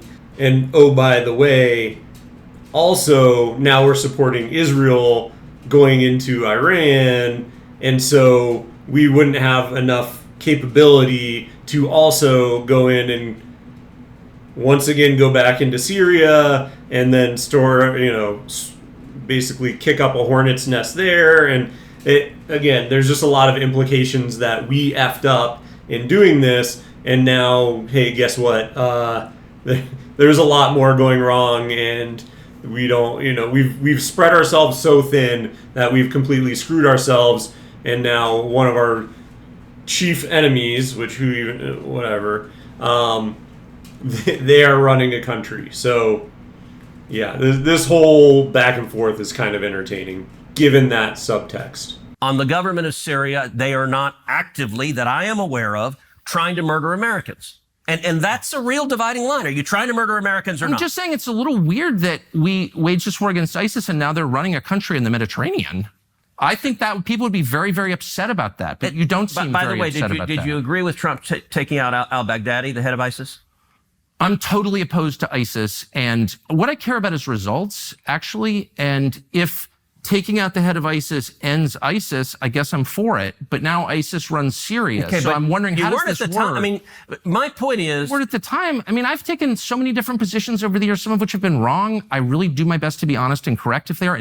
And I think his point there is, I think he brings up a good point there in that, again, you're not, like, we keep on going over there under the pretenses that, oh yeah, we're going to go in, we're going to cut off the head of the snake. But if you've studied at all the structure of these terrorist groups, there are cells and there's, all these different people in charge of them. And anytime you lob the head off, well, another one just rises up.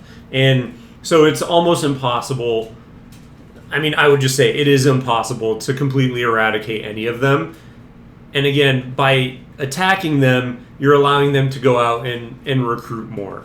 So that's the thing, is that in doing this, you're not actually solving anything and you're not fixing anything. And like at that point, like, why are we even doing this? Because the same thing just keeps happening again and again and again and again and again, and we're wasting billions and billions and billions and billions of dollars doing the same thing over and over again. And the definition of insanity is doing the same thing and expecting different results.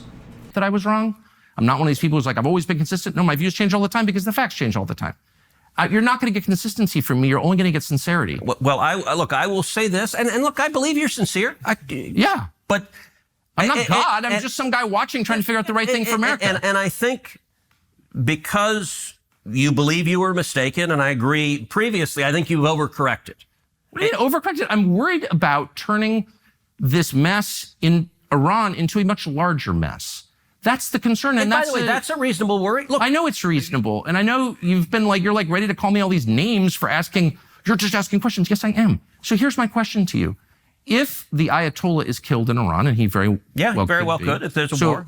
I have just read in the paper this morning that Israel tried to take him out twice and Trump told them not to.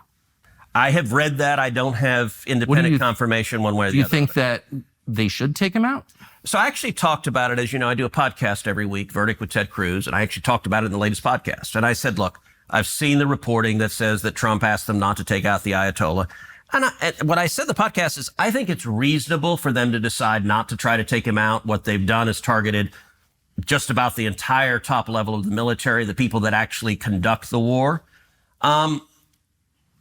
I can see an argument that taking out both the head of state and a religious leader could make him a martyr and could cause more problems than it's worth. And by the way, if you take out the Ayatollah, I don't know if the next guy isn't just as bad. And so I am... What happens to... So then why are you supporting regime change? Why is that your goal? Just a quick interjection. The country... I don't know, but you mentioned before, and I want to go back to this. You said something like... you, like most other politicians, are engaged in moral terms. And let me be clear, I am talking about national interest. I am talking about protecting America. So there are bad guys on planet Earth that I don't think we should take out, even though they're bad guys. Good. I'll call them bad guys, but I'm not willing to use U.S. military force to take them out. In this instance, what Israel is doing is taking out their capacity to build nuclear weapons. Why? Because they judge the risk is too high if they got nuclear weapons. I understand that. I understand that. I think it's...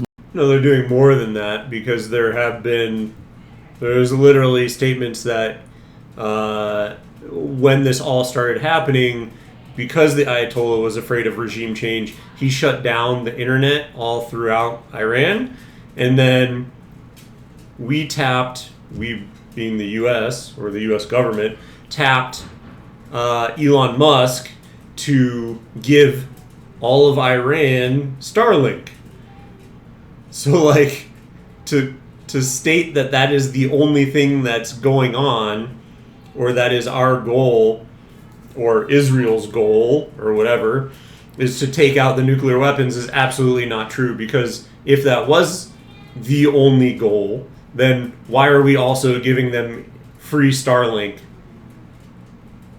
For no reason? Like, I don't understand why you would want that to happen, or why you would just give them internet access for free. So it's kind of a joke that the only reason that we're doing this attack is to take out their nuclear capabilities, because, again, Elon was tapped to give them internet. In progress, I think it'll probably be achieved, probably with U.S. military support. Who knows? But the president said he's for that. And by the way, where the military support is most needed is Fordow, which is it's a bunker that's built under a mountain. Right. And Israel's taken out most of the rest, like Natanz, which is their big enrichment site. They bombed the hell out of it. Fordow was deliberately built deep into a mountain so that Israel couldn't take it out. And there's an active discussion because the U.S. has bunker buster bombs that are big enough to take out Fordow. 30,000 pounds. Yeah. Yes. And Israel doesn't. So the one military piece nor the aircraft to fly them. Correct. But I would guess they probably will within the next month or two. Makes sense. Right. But here's, I guess, what bothers me is that I said 2 weeks ago, the real goal here is regime change in Iran. It's not. I don't think that's Trump's goal. Well, it's your goal. It's Israel's goal. I'm not attacking anyone. I'm just saying it's important to be honest and not lie and not attack people for telling the truth. So I believe I've been assiduously honest in this, but words matter. You said the real goal here is regime change, and it's your goal. And I want to be clear. Well, you said it was your goal. I want to be clear because words matter. Do I support regime change, and would I like a government that doesn't hate America and isn't trying to kill us in Iran? Yes, that's a good outcome. Is that the objective of these military strikes? I don't think necessarily. I don't know if it's Israel's. It's not my objective. My objective is taking out the U.S. If Israel decides we're going to decapitate the government. Again, literally just playing into the point that I just made. Yes, it is their goal. I mean, when you're seeing memes about it already, that people are going to change their VPN to Iran so that they get free Starlink internet, like, yeah, that's kind of, it's made its way all the way down to memes. So, like, yeah, of course, like it's a well-known thing. Like, it's not news to anyone that we are providing internet to the people of Iran. And for what other purpose than to foment regime change during a time of upheaval? Like right now, when everything's getting bombed. And try to foment an uprising against it. Should the United States participate in that operation in any way? Look, I have not called for killing the Ayatollah. And there is, nations in war generally refrain from attacking and killing heads of state. Now, the Ayatollah doesn't. He's trying to kill Trump. We talked about that. But we shouldn't punish him for it. Look, there has been a long-standing, nations in war have refrained from killing heads of state. I have not publicly called for killing. In war, huh? So is that what we are? The Ayatollah. What I've called for is doing whatever is necessary to stop him from getting nuclear weapons. In the first Trump term, what that meant was maximum pressure. So in the first Trump term, I spent a lot of time urging the president to withdraw from the disastrous Iranian nuclear deal that Obama had. President Trump agreed with me. He did that. And then I urged him to end the oil waivers and to sanction the hell out of the country. And it ended up crippling their economy. So Iran at the time was selling 2 million barrels of oil a day. 1 million barrels of oil a day. When President Trump ended the oil waivers, it cut their sales to 300,000 barrels a day. At the end of the Trump term, the Iranian economy was in shambles. They had massive inflation. I think the regime was teetering. I think it might have fallen. I would use economic sanctions and I would use moral suasion to try to effectuate But if you regime topple, change. okay, so you topple the regime and by whatever means, what happens then? How many people live in Iran, by the way? I don't know the population. At all? No, I don't know the population. You don't know the population of the country you seek to topple? How many people live in Iran? 92 million. Okay. Yeah, How could you not know that? I don't sit around memorizing population tables. Well, it's kind of relevant because you're calling for the overthrow of the government.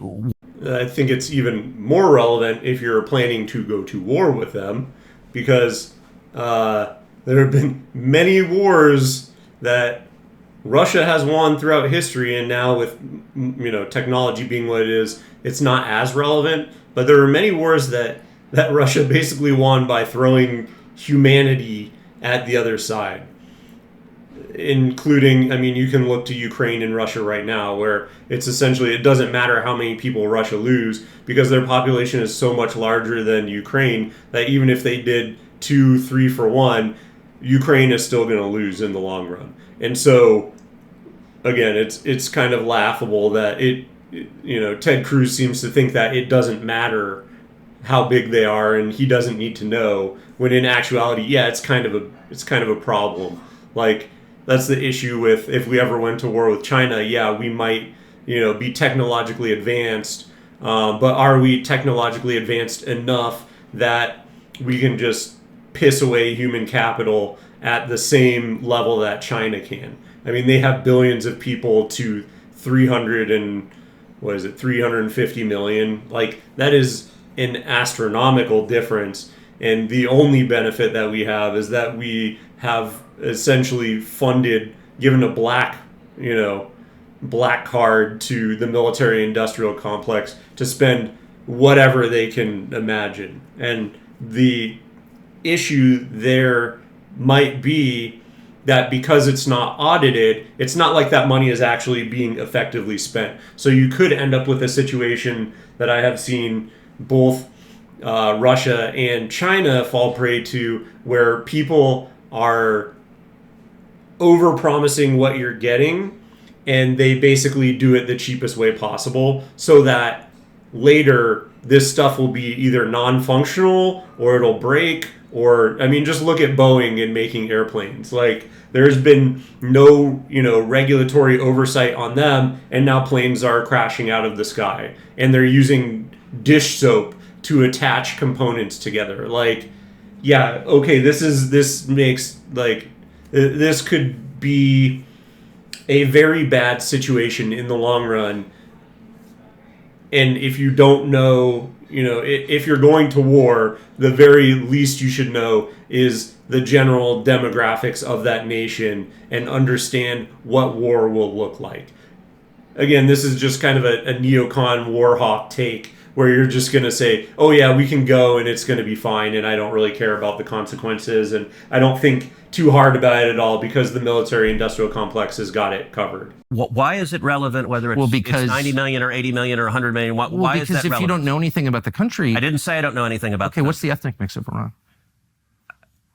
They are Persians and predominantly Shia. Okay, this is cute. It's not even... You don't know anything about Iran. So okay, actually, I am not the Tucker Carlson expert on Iran. You're a senator who's calling for the overthrow of the government. You're the one who don't know anything about the country. No, you don't. Although comical, I feel like this is a little bit less relevant, this argument, just because if you think about it, like, okay, yes, the population makes sense because you need to know how much human capital they have versus you. However, the argument here of like what's their religious mix, like that doesn't really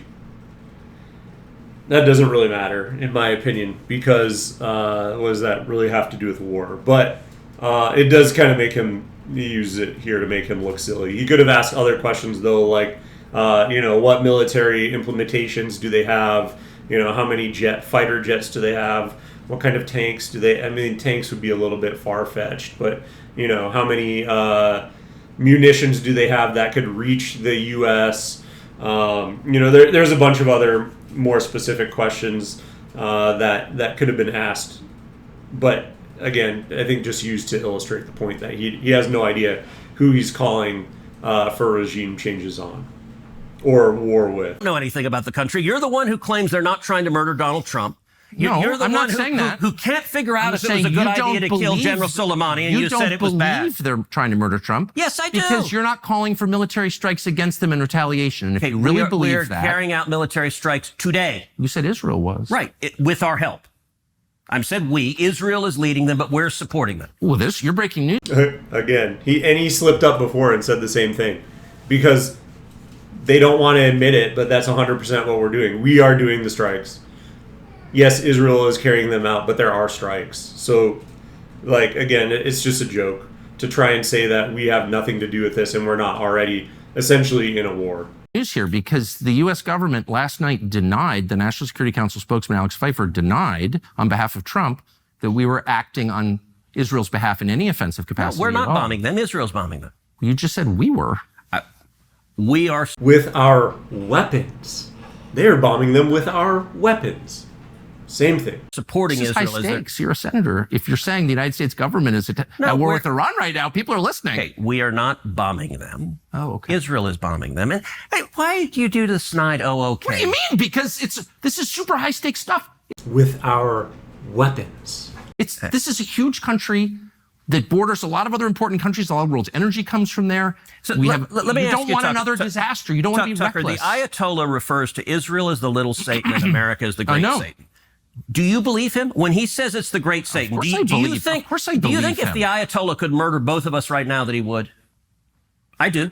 I believe him. Okay, I assume no good faith on the part of the Ayatollah. No, not. And a point that I've made a million times, it feels like, because we backstop them.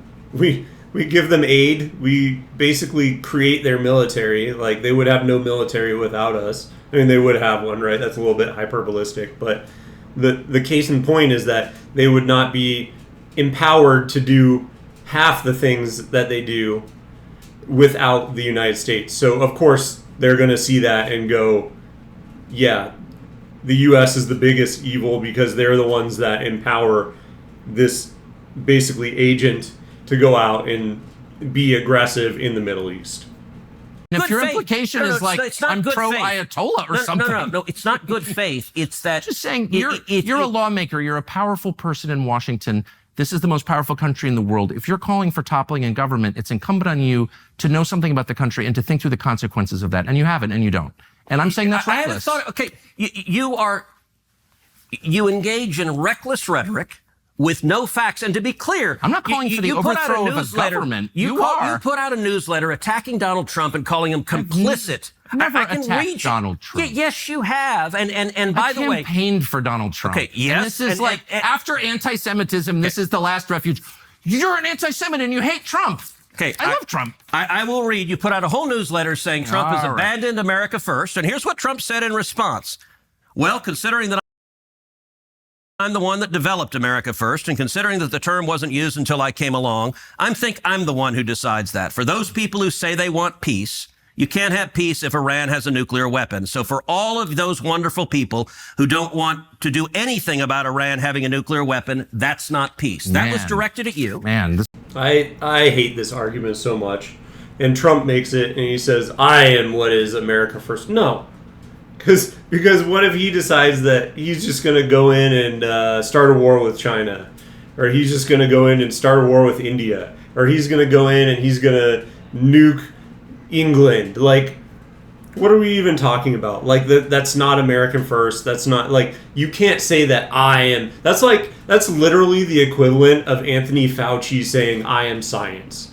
Like, what world does that make any sense? Like, okay, because you were a scientist at one point in time, and because you're put in a position of power, that doesn't make you science. Like, you are not all science. Science is a process of steps that you take where you create a hypothesis and then you test it, and there's a whole process. That is science. That is the process of science.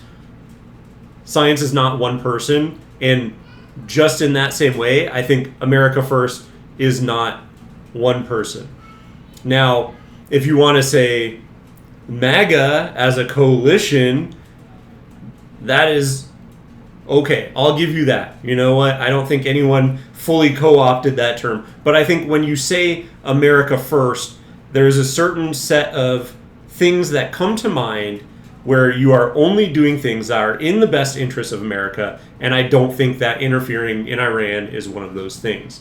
And so for you to say that, for him, or for Donald Trump to say, I am America first, and whatever I say that is America first, no. And I don't see how Iran doing anything in Iran is helping us at all. And I think we need to get out, and I think, again, this is not, I hate so much when I have heard him say this, because it literally does not, I completely disagree with that. Because I think, Americans should be able to, I think whatever the will of America is, if you were to poll and 80% of Americans say we don't want to go into Iran, then guess what? Not going into Iran is America first. Because that's what the majority of Americans want. And you should not, especially with a supermajority like that, get out. Get out, leave it alone. Let Israel fend for themselves. Don't send them any more munitions. The end. That's what America first is. You got me. Busted. No, I'm just saying. Look, my views. Look, I like Trump. I campaigned for Trump. I know Trump. I talked to him last night. I'm not against Trump, and you know that. But you're against his foreign policy. I think that we should be very careful about entering into more foreign wars that don't help us when our country is dying. When you say and our don't country help is us, dying. Look, yes, focus on our country. I'm all for it. But the naivete. 100% agree with Tucker.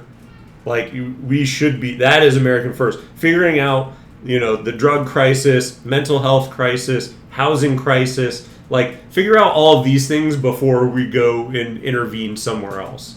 Why should we be concerned at all about Israel when we have homeless people living on the streets? Why should we be concerned at all about Israel when we have people dying to fentanyl? You haven't fixed that problem at all. And until we do, I think 100% we should not be interested in any of these other countries. Hey, you don't even know how much money this costs. Hey, you don't know anything about the country whose government you want to overthrow, and you're calling me reckless. I want to stop a lunatic who wants to murder us from getting nuclear weapons that could kill millions of Americans. Fair. You say, I can't see how that benefits America in any way. That is bizarre. And by the way, isolationism, your foreign policy is the foreign policy of Jimmy Carter and Barack Obama. Oh, absolutely. And it doesn't work. Yeah, I'm a big leftist. This is so silly. I'm Jimmy Carter and Barack Obama. Okay. Let me just say one last thing. So how is your foreign policy different from Jimmy Carter's? Seriously. Please. But I asked that question seriously. I don't even know what you're talking about. Jimmy Carter? So what century is this? I am the product of the last 25 years, watching carefully, being involved in the periphery, and I see an unending string of foreign policy disasters that have impoverished and hurt our country. Unending string. Unending string. They would include Afghanistan, Iraq, Libya, Syria, and our inability to stop the Houthis, by the way, in Yemen, which exposes us as weak, and I grieve over that. So these are failures. You helped preside over some of them as a member of the Senate. What failures, foreign policy failures, have I presided over? Well, we were unable to beat Russia in the war that you supported against Russia. You've been spending the last 3 years telling us that Vladimir Putin is evil and we're going to beat him with other people's children, and 1 million of those kids are now dead. You've never apologized for that. That was a full failure. By the way, look, the level of number of falsehoods you lay out. And we'll tape it off there because I just want to cover the Iran-Israel stuff. And the video is plenty long already, but I think you can see here that, yeah, it's just absolutely insane, the arguments that are being made. And when they're actually forced to bring them to full light so that everyone can kind of see what their arguments are, it just is insane. It makes no sense. It's wild, the things that they argue, and they just try and, slander and misdirect and, slam people as anti-Semites, and it just goes off the rails. And so, if there's anything that you can do to try and, put pressure on your local, Senate or House leaders, anything that you can do, putting out content about this, it is just, I think everything needs to be done to show, especially Donald Trump, that this is not what the American people want. There needs to be a backlash against it, and people need to raise hell about it, because I think it needs to be shown once and for all that we're completely fed up with all of these foreign wars and constantly being in, as Tucker laid out there perfectly, constantly in these never-ending conflicts in the Middle East, and Ukraine and Russia, and just it's one thing after another. It never ends, and it's constantly making our country worse and ignoring the problems that we have here in favor of shipping munitions and giving money to the military-industrial complex and just shipping that all overseas to blow people up. And that's not what I want done with my money. So thank you very much for watching. If you made it this far, feel free to drop a like if you found the video interesting. And if you would like to see more content from me in the future, make sure to hit the subscribe notification button. And again, thank you for watching, and I will see you in the next one.